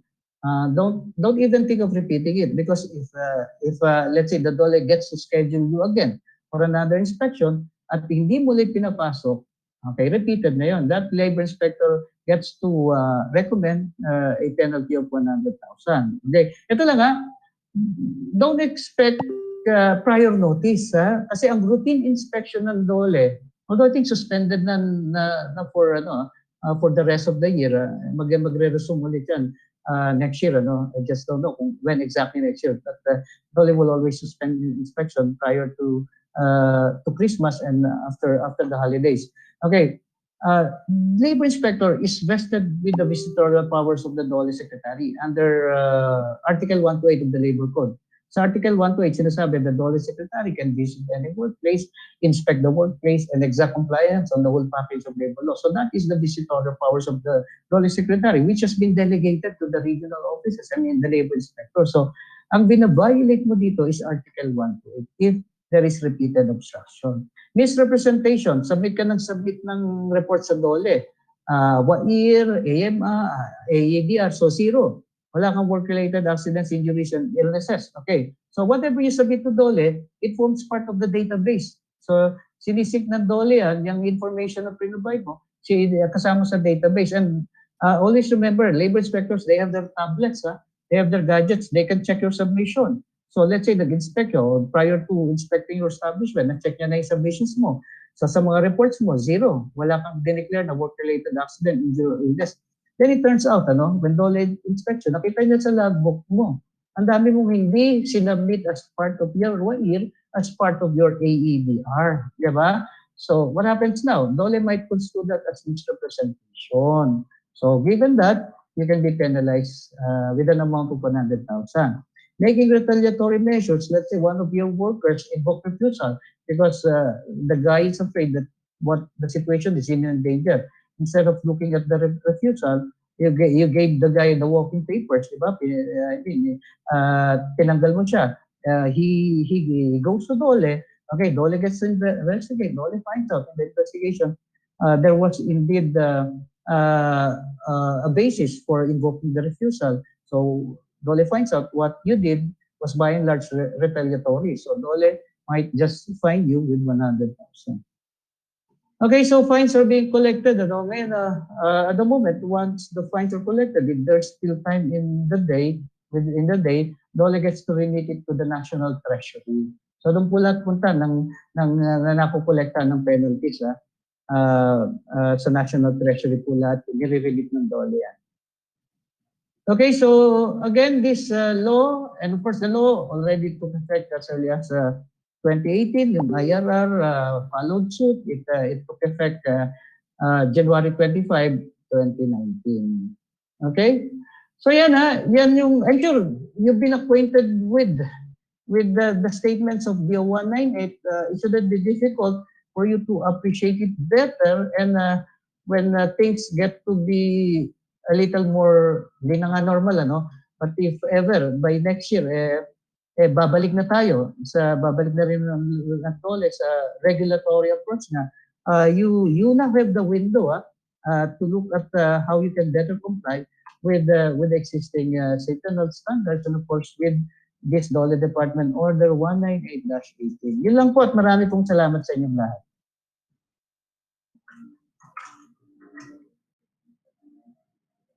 Yes, Nid.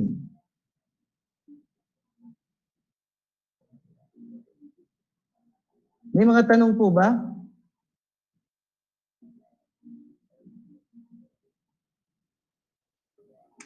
Tingnan ko lang sa chat box.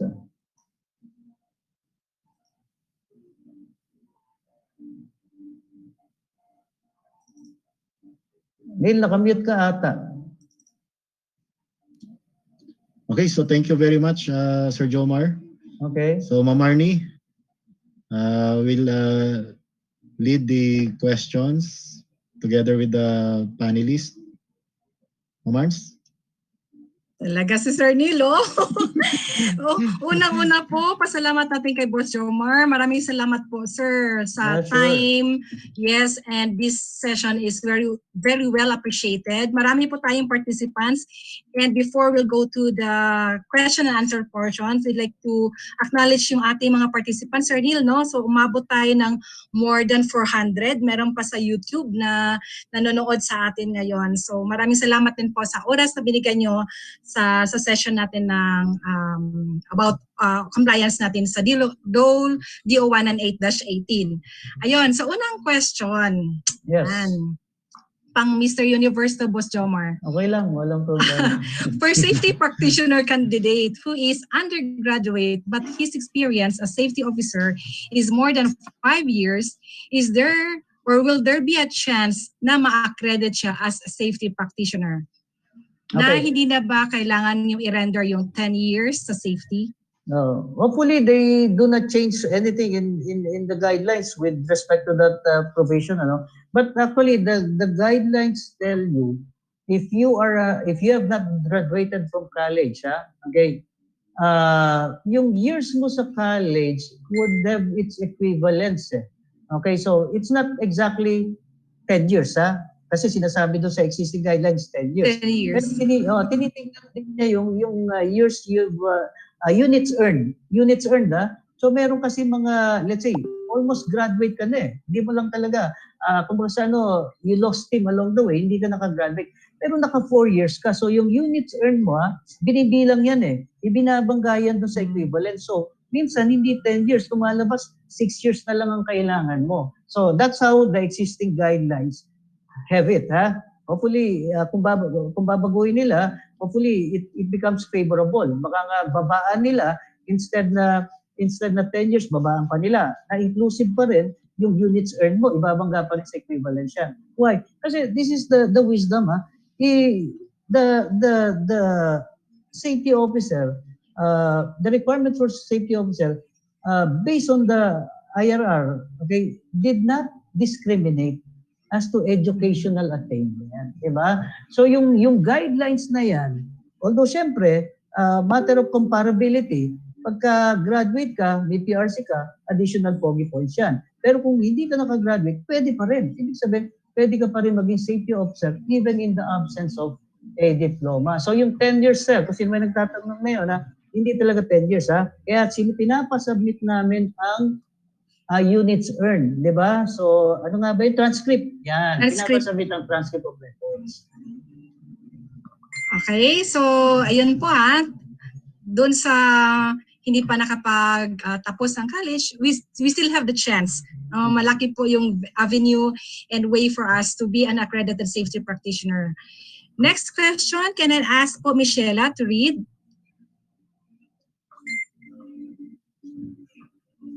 Naka-off si Michelle. Si Ms. MJ kaya, andyan, available to read the next question? Yes, ma'am. Ayan, si Ms. Sige, Ms. MJ. Alright. So, for the next question, actually, ito na-answer ko na, but tanungin natin. Hi, sir. Does SO2 officers who took Bosch 40 hours training required to take the 10 hours training? Okay, it shouldn't be the case. Okay, ngayon look at the modules and look at the time when you attended the Bosch. Nung time ba na inattend mo yung Bosch, ito ba ay merong 2 hours of trainers training topics, di ba? Ito ba ay merong risk assessment? Kasi doon sa 10 hours na yan, you're referring to the SO1 module, di ba? Yung 10 hours na yan is inclusive of a session on risk assessment and 2 hours of trainer training topics. So kung wala, ma'am, kung wala yan doon sa initanong ng Bosch at ikaw ay i-designate na SO1, you're required to attend the 10 hours training for SO1.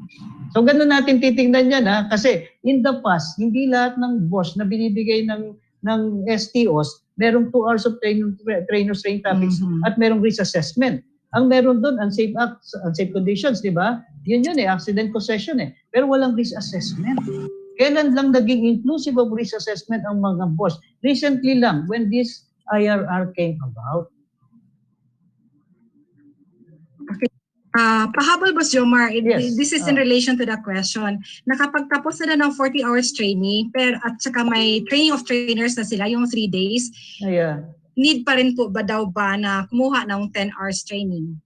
Okay, the same response. I will have the same response to that. Tignan mo, iset aside lang natin trainers training. Okay, so kung may trainers training ka na 2 hours, you've got your 2 hours. So, ngayon, doon sa inatinan mo bang Bosch, is there a session on risk assessment? Okay. Kasi those are two important items. Those are 2 items new to the curriculum Okay, yung 2 hours na trainers training topics plus the risk assessment. Meron yan doon sa 10 hours meron yan risk assessment. So kung yung Bosch na inatinan mo, accident concession lang na session mo, there is no risk assessment. Then ako, strictly speaking, will require you to attend the 10 hours SO1 training. Okay, thank you po, Boss Jomar. Next question, please. Can we have Michela to read?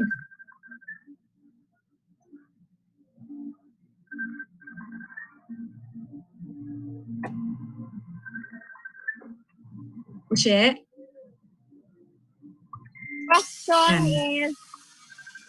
is, if, good afternoon po, sir. Good afternoon. Paano if RN and also EMT trained na working as Hello? Yes po. Yes, narinig ka Paano namin. Yes paano po po. if RN and also EMT trained na working as company nurse, can he or she train the first aiders of the company if he or she is certified by TESDA as a trainer? Okay. I think, okay, iwalay ulit natin yung konsepto For purposes of gaining knowledge, pwede yan, di ba? Para lang lahat tayo, at least in the company, we have an understanding of what first aid is all about. That's okay. But for purposes of compliance to this IRR and to the knowledge safety and regulations, hindi pwede. Kasi klaro doon sa Labor Advisory 490, di ba? Institutional-based ang magkukonduct ng training. It could be PRC, DOH, BFP, or TESDA accredited institution. So, hindi individual. So, for purposes of compliance, may respond to you, ma'am, hindi pwede.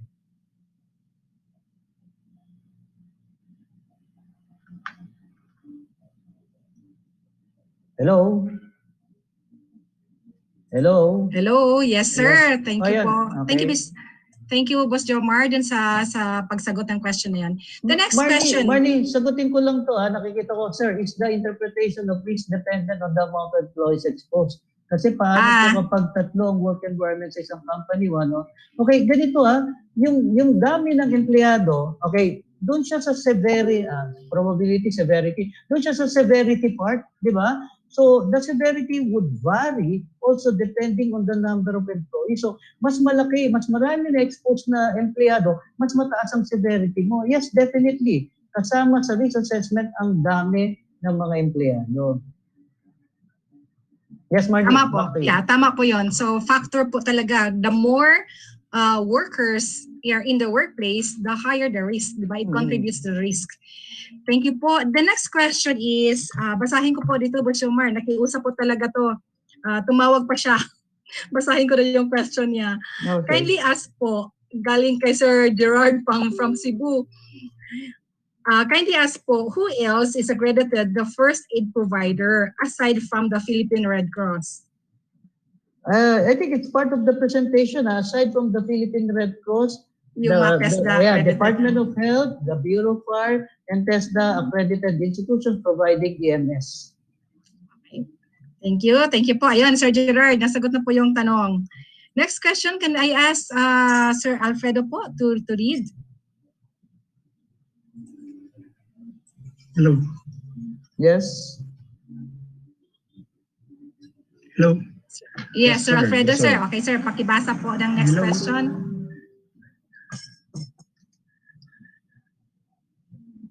Yes, sir. Hello.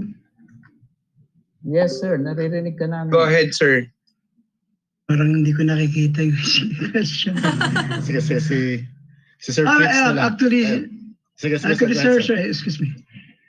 May personal question kasi ako eh. Okay lang? Yes. Kasi I'm working abroad here in Japan.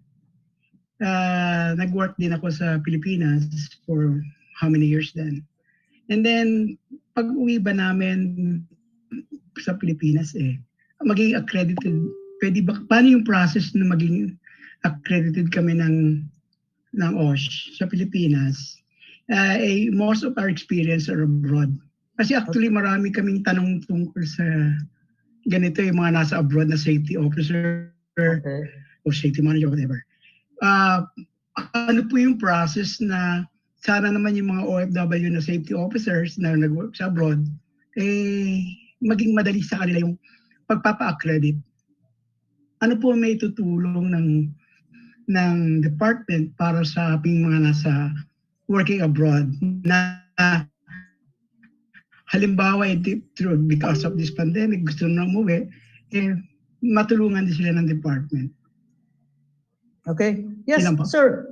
Ever since na nag-start ang accreditation, OFWs can who are already returning for good can pursue accreditation. In fact, when the accreditation was still with the regional offices, pag OFW ka, ang accreditation mo goes to the Bureau of Working Conditions. Mhm. So nung nalipat na yung accreditation sa OSHC, nag-accredit pa rin basta OFW. So again, when we talk about experience, okay, it did not discriminate as to where you got your experience. It could be local, it could be international or abroad. Pwede, sir. Okay, just ang problema lang natin dito is the validation part, di ba? So you Yes. may want to have your contracts na kung saan nakastipulate yung responsibilities mo sa internal or any certification issued by the company that these are responsibilities, you may want it to pass your document sa konsulada, 'di ba? Sa consulate or sa Philippine Overseas Labor Office, 'di ba? Para matatakan nila 'yan. Okay. So pagka ganyan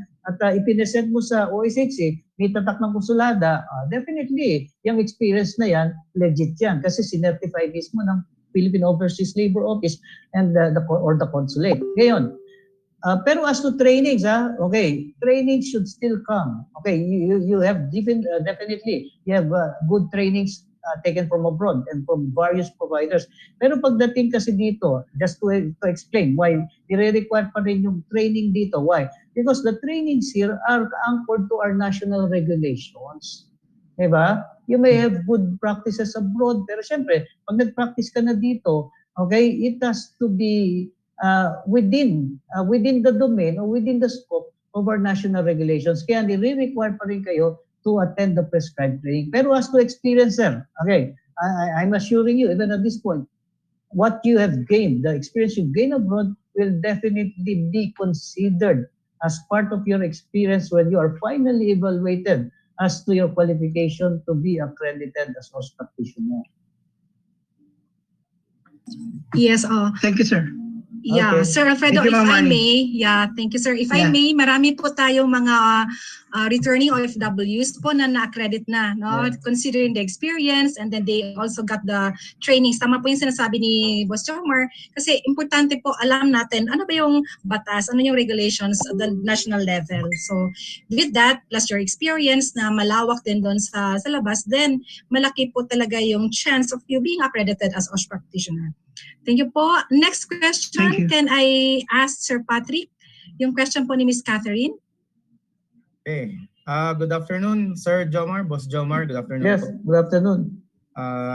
Coming from Miss Catherine Joy Habal, can we give her a tip to make a high rack regarding for moving objects, baka moving equipment po ito, or what tips you can give us to start our high rack?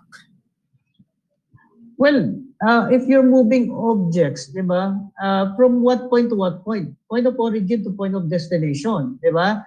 Then tignan mo yung mga dadaanan, obstruction left and right, even the elevation, there might be uneven surfaces. And then, of course, tignan mo rin, what would you use to move these objects? Is it, of course, we would always recommend, don't do it by manually, ano? If you can have carts and everything to assist in the moving of objects, then that would ensure that you can refrain the workers from coming in contact with hazards. But of course, the weight of the objects, their size, their dimensions, lahat na integrate mo di ba? So even on a per piece basis, kaya nga when you do high rack in moving objects, tignan mo per piraso, ano yung i-move mo from what point what point to what point, di ba? Yung origin, destination. Tingnan mo rin ano yung safest way of doing it, di ba? If it's inevitable that you need to do it manually, manual lifting, then we need to observe. We need to observe the proper lifting of objects when we do manual lifting. Yan, tingnan mo rin if you're moving chemicals, nag-ano rin depende sir I mean it would there would be a lot of factors yun na kung ano yung i-move mo, kung saan mo gagalawin, ano yung means ng paggalaw mo at kung saan mo idadaan of doing it.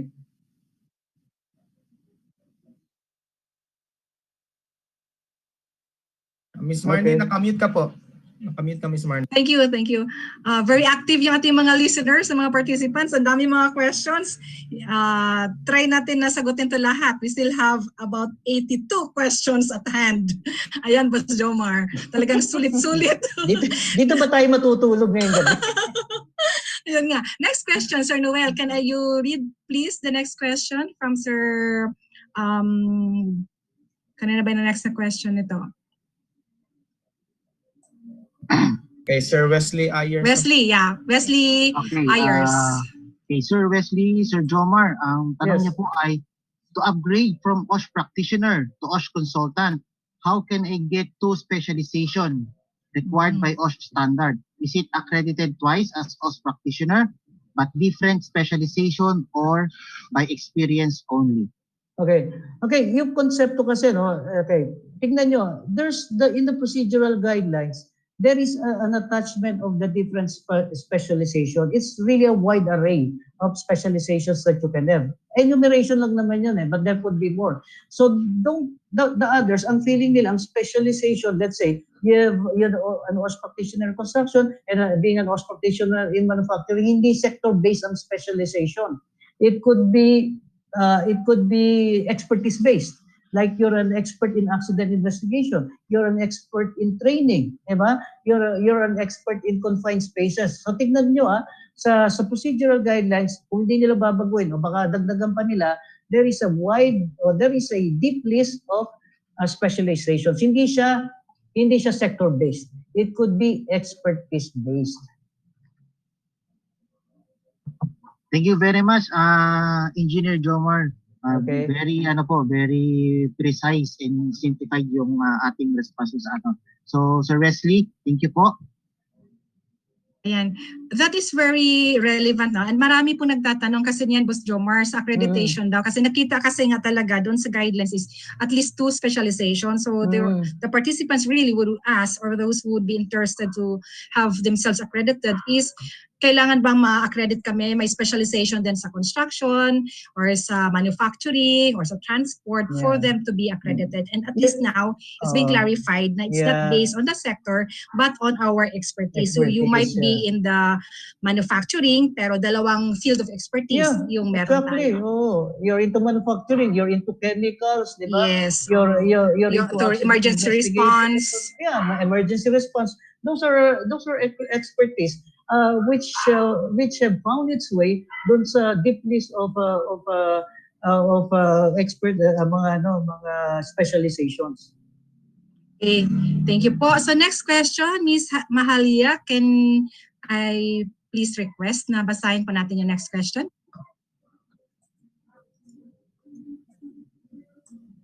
Ishin? Wala, sige. Basahin ko na lang po to ha. Regarding the occupational dentist, coming from an anonymous attendee. Kapag wala po kami noon, pero meron naman kaming service provider sa health card na covered yung dental services, is pwede na po ba siya as our dentist sa company po? Okay. Even in the IRR, it mentions you need not provide an occupational dentist as long as you have an agreement with the nearest dental service. Ngayon, if you have an HMO, okay, ito lang you need to look at your contracts with the HMO. Yung bang kontrata nyo with them, the terms of reference, will it cover what has been stated in the standards as the responsibility of an occupational health dentist? So that's the way to do it. So look at the contracts with the HMO. If it covers the provisions under Rule 1960, okay, good tayo dyan. Or if you have the nearest dental service, good din tayo dyan. As long as you have this, you need not have an occupational health dentist stationed in the premises. Ayan, nasagot na po yung tanong. Next question. Sir Gary, can you please read the question po? Ni Sir Darwin? Darwin, okay. Good afternoon, ma'am, and Sir Jomar. Yes, I'm Gary. afternoon. I'm Gary. Question from Darwin Andres, no? Question on the advanced specialized training, kailangan ba from OSHC or STO lang? How about the OS-related international training? Okay. Malinaw kasi doon sa safety officer trained by DOLE or its accredited training organization. Okay. Ito ngayon okay. And let me also tell you this. There was a point when OSHC wrote a group of OFWs. Okay. Sinabi ng OSHC doon, okay, kung meron kang Bosch, NIOSH, Ayos. Bosch, Ayos, Ayos, ano pa ba isa? Di boss, ayos lang sir naman. Hindi, tatlo yan eh. Tatlo yan OSHA, I think. OSHA. OSHA. Tatlo, yung tatlong yun. Sinabi doon ng OSHC, okay, OFWs, kung meron ka nito, okay, i-consider yan. So, what happened there? Nag-meeting kami noon, sabi ko, if we're doing this for OFWs, there should be uniform application. So, if someone who is not OFW comes to us with a NIBOS, AYOS, OSHA, then dapat ganun din yan for the additional OS training. But still, required pa rin yung prescribed na 40-hour BOS. Yung NIBOS, AYOS, OSHA would only be part of the additional OS training. Sige Sir Jomar, salamat. Okay. Thank you po, Boss Jomar. Next question, please. Sir Julius, can you read the next question, please?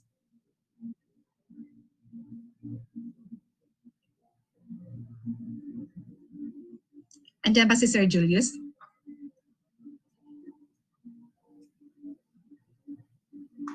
Wala, sige. The next question is actually related din doon sa discuss ni Boss Jomar about the 8 hours training na can be done staggered. Pero ang question ni Sir Wesley is, can I conduct 8-hour mandatory OSH training for 2 days, 4 hours each day? Yeah, sure. Sinabi naman, there's already a Bureau of Working Conditions opinion on the matter. It can be staggered. 4 hours, it's sure din. Bakit hindi? Yes. As long as it's, you should be able to cover all employees. Yun naman ang malinaw doon for all employees. At during a compensable day, gagawin ang training. Pagka if you do it on a Saturday, which is not their work day, you need to compensate them. Diba? Yes. Ayun. Next question. Basahin ko lang din po muna. Training acquired overseas for specialization but not listed in any accredited is considered valid? Baka wala po doon sa listahan ng mga trainings na i-consider pero kinuha niya abroad. Valid din ba ito doon sa accreditation? Okay. Yes, it will form part of the 320 hours of training and related experiences. Doon siya papasok, di ba? Pag nagpa-accredit ka as a consultant, pero as practitioner, ang kailangan mo lang naman, minimum requirement, 40 hours plus 48 hours of additional training.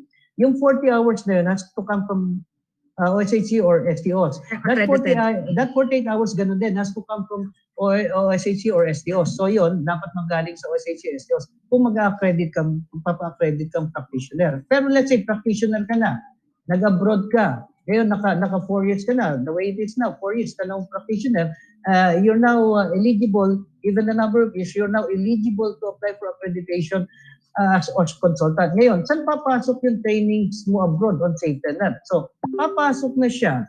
Hindi siya papasok dun sa 40, hindi siya papasok sa 80. Kasi 80 yan, hindi ba? Yung 80 sa OSH yan or STOs yan, yung 80. So, saan papasok yung trainings mo abroad? Dun sa 320 of training and related experiences. Dun sa 320 hours, dun papasok yan.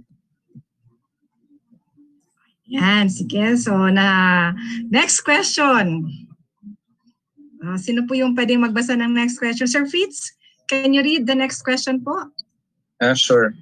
Good afternoon, everyone. The next question is coming from anonymous attendee.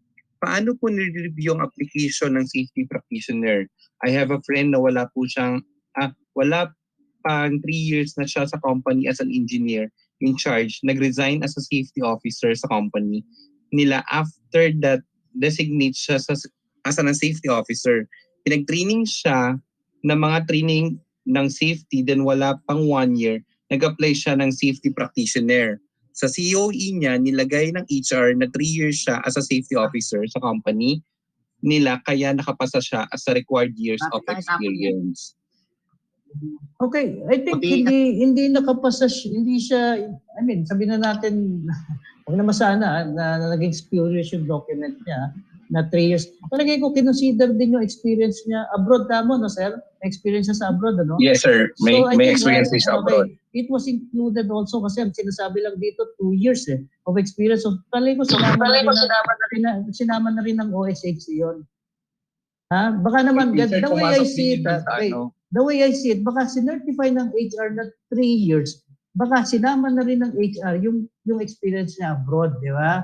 So which would mean, legit pa rin yung document niya, baka na-convince niya rin yung HR na itong experience niya sa abroad can be inclusive of the total years of experience na pwedeng i-certify nung local na dito, locally, nung HR dito. So hindi natin masyado alam yung istorya, but the mere fact na na-accredit siya, I think it goes without saying, na-scrutinize naman ng OSHC yung experience. I think sir, pumasok din yung other trainings niya. Yeah, no? To count pumasok with din yung other the trainings, experience in abroad. Yeah. Thank you sir. Okay.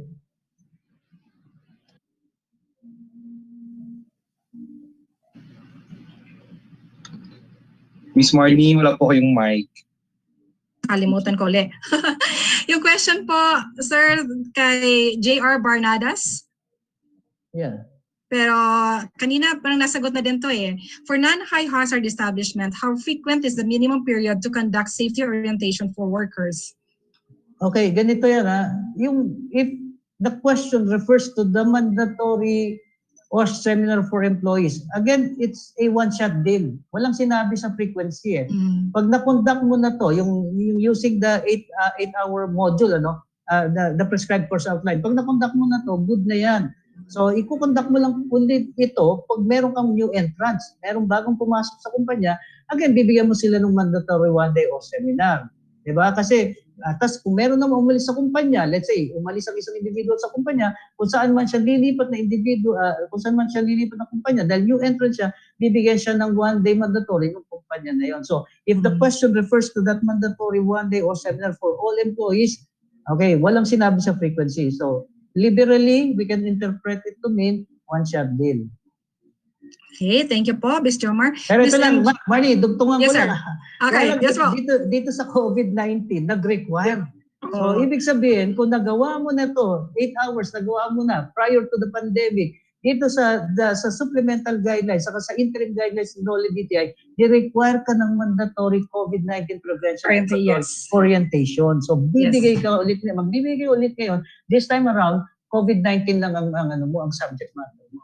Yes, tama po yan because just like in our case, nagkaroon na kami ng mga sessions, 8 hours mandatory training. And then during the pandemic, nag-lockdown, and then now the workers are coming back. So, nagkaroon boarding. So doon natin in-orient yung mga incoming and other employees on COVID-19. Yep.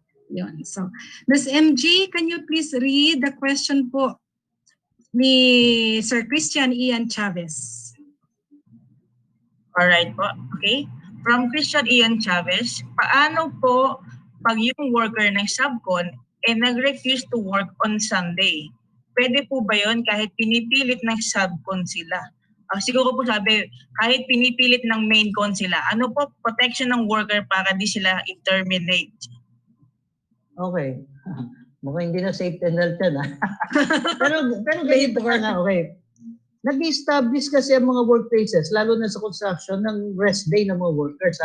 So, base sa regulation, okay, labor laws, you can have your workers work straight for 6 days. But on the 7th day, kahit anong araw pumatak yan, let's say, nagtrabaho siya Monday to Saturday, 6 days. Sunday is the established rest day. Kung nagtrabaho siya Tuesday to Sunday, Monday is the established rest day. So the question is this, yung bang kanyang Sunday na yan ay established rest day.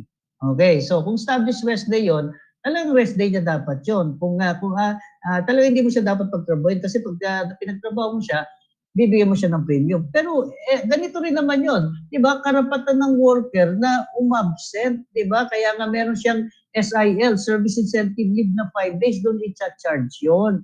So hindi mo siya pwedeng mapilit for all you know, masama ang pakiramdam niya, lalo na construction. So hindi mo siya pwedeng pilitin na magtrabaho on a day na ayaw niya magtrabaho. So ngayon ganito lang yan. Siyempre, you need to offer reasons, 'di ba? Bakit mo ayaw magtrabaho?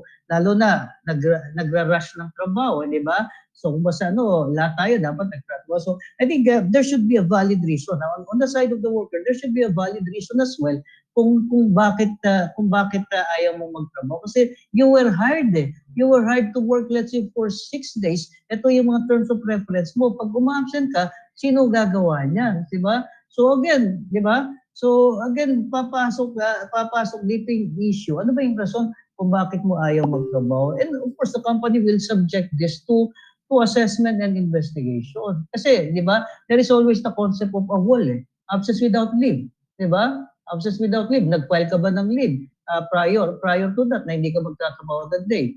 O talagang ayaw mo lang magtrabaho, hindi ka nag-report, hindi ka nagpakita. So, merong rules din on absence without leave.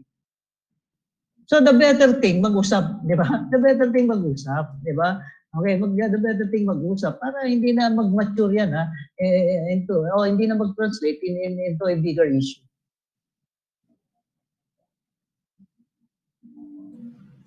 Naka-mute ka po, Miss Marnie. Naka-mute ka, Miss Marnie. Yung mic mo man. Tore, naka-mute. Hanggang alas 4 lang tayo, Boss Omar. I assure you. Okay lang. Okay lang kahit hanggang alas 4 ng madaling araw. Alas 4 na araw. Lumampas na po tayo. One last question. Sinong gustong humirit from the other panelists? Okay, from Christopher Fuentes, ma'am. Sige po. Sir, in terms of PPE po, pag nag-outsource po kayo ng manpower, tapos with given time po na binigay niyo to provide PPE sa manpower nila, tapos di po sila nakapag-provide, ano po pwedeng action natin? Okay.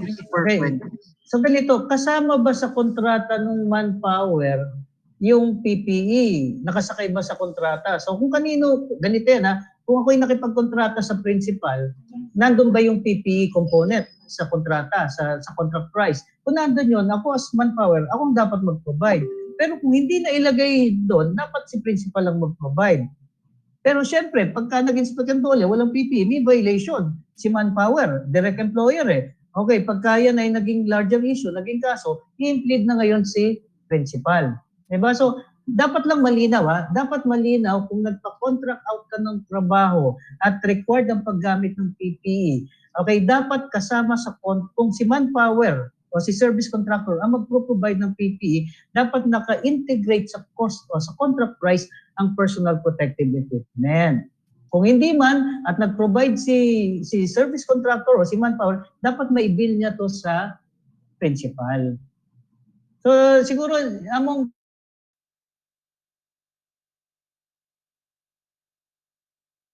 siyempre merong cost implication lang, hindi lang yung PPE naman, lalo na kung mababa yung serbisyo, hindi lang one-shot deal yan, di ba?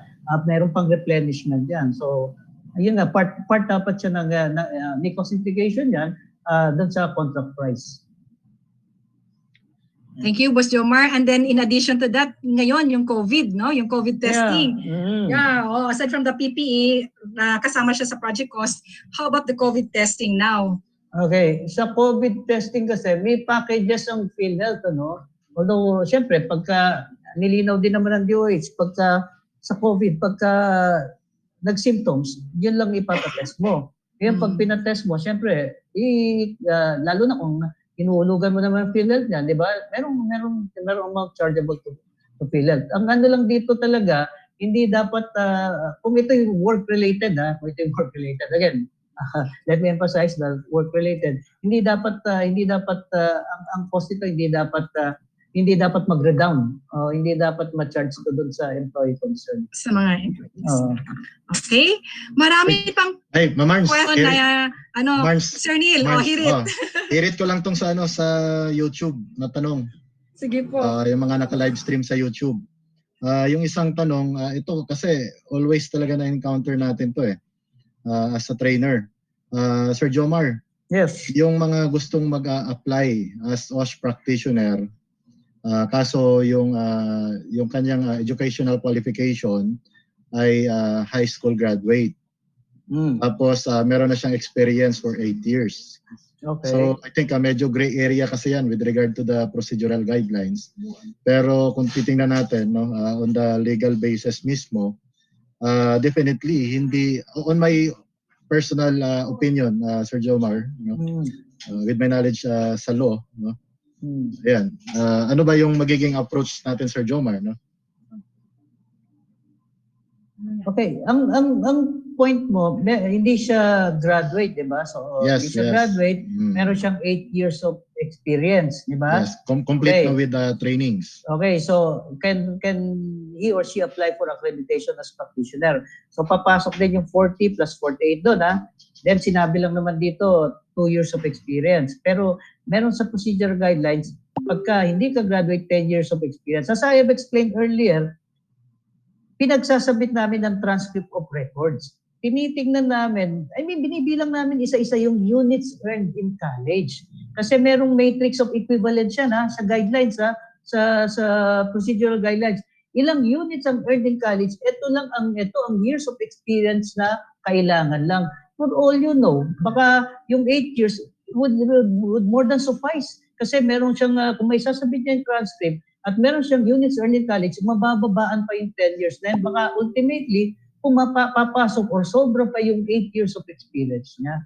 So pwede siyang ma-accredit. Bakit hindi? Basta ma-satisfy niya yung minimum requirements niya yun. Pero kung high school graduate, Sir Jomar? Ay, sorry. High school graduate. Sorry. Okay. Kung high school graduate, definitely 10 years. Okay, ngayon, 10 years. So, the point is, meron na siyang 8 years. Okay. So, may training. Okay. Appreciation ng documents tayo ngayon. So, meron din sinabi sa procedural guidelines, di ba? Hours of training can be converted into 1 year of experience. 80 hours, di ba? 80 hours of training can be converted into 1 year of experience. So, doon sa anggulong yun, doon niya ilalaban kasi kulang na lang siya ng 2 years of experience, di ba? So tingnan niya kung meron siyang maisasalang na 160 hours na centennial training, okay? Then tingnan natin kung paano appreciate nung mag-review ng documents niya. Okay, so mahalaga sana na ma-present niya lahat ng mga evidence, itong mga proofs na to, Okay, lahat ng experience niya, may present niya, and the experience should amount to 8 years. Lahat ng training niya na centennial related, may present niya para ma-offset to, yung hours of training can offset the lacking years of experience. Pwede naman, I think in the past, Neil, ganito, no? In the past, we have accredited individuals who have not really gone to college. Pero ang lawak na na-experience nila sa safety and health, eventually, naging practitioner sila.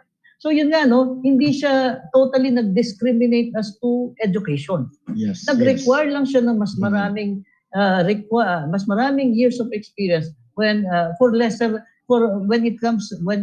a situation na lesser ang education mo and the more experience is required. But in that sense, I would still say hindi siya totally nag-discriminate as to education.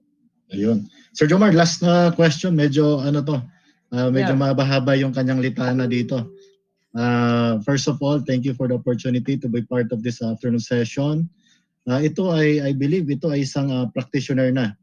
You mentioned a while ago from previous slides, para maging OSH consultant, example, 4 years as OSH practitioner, undergone 40 hours training, 80 hours advanced specialized training, prescribed by STO Dole, 480 hours related training. In short, Sir Jomar, no, kumbaga, na-undergone niya na to lahat. Oh, yeah. My question is, what if na-provide ko lahat the above-mentioned requirements and answered most related OSH questions from the panelists? The only thing is, ang mismong panelist na nag-interview sa akin ay may personal na galit sa ilang nag-endorse sa akin para tumulong mag-apply bilang OSH consultant. ito po ba ay makakaapekto sa result ng application ko? Salamat po sir, just for clarification. I think, Ang lalim ang hugot nun. parang gusto mo makakwentuhan yun Oo nga, Boss Jomar, kailangan mainit na kape. Okay, ganito, government people, I mean, you need to exercise prudence, you need to exercise neutrality, and of course, integrity, ano? I mean, wala tayong magagawa. Public would seek endorsement elsewhere, di ba? Kasi ang feeling lagi ng isang publiko, di ba, na makakatuloy endorsement, don't take it against the person. Ang nangyayari rin, sa akin, nangyayari yan eh. An applicant would come with an endorsement coming from a politico. I don't take it against the person, di ba? I just go over the documents. If indeed the person is qualified, then he gets his accreditation. He isolate. I mean, a government person should be able to isolate such things. So hopefully kung sino man yung nire-refer ng person takes it that way, you isolate the endorsement, di ba? Huwag mong tingnan yun. Look at the guy, look at his credentials. There is also the interview, di ba? Yung nga sinasabi ko sa mga taga-OSCC, there is still the interview. That is the final validation for you to even say whether or not qualified your individual or not. Huwag mo kagad itapon yung dokumento niya dahil based on documents, ito lang pinag-aralan niya, ito lang ang yan. I mean, still give the person the benefit of the doubt, make him present himself to the interview. And you realize later, ang nagaling-galing pala, maraming ganung pagkakataon, pag tinignan mo yung dokumento, talagang di ba? Ano ba to? Pero nung na-interview na, mas magaling pa to doon sa ibang kilala ko. So ganun, hopefully kung sino man yung refer niya will not take it against him or her na siya ay na-endorse ng mga ilang tao. Endorsement should not be taken against that person. Okay, so Okay. So maraming questions po talaga, Sir Neil. Can we go to them siguro na lang after the session kung pwede pa natin sagutin yung mga questions nila because ayun, overtime na tayo kay Boss Jomar. And for those who are wanting to have themselves accredited as OSH practitioner at may mga doubts, I would encourage you to go to the office po ng Occupational Safety and Health Center.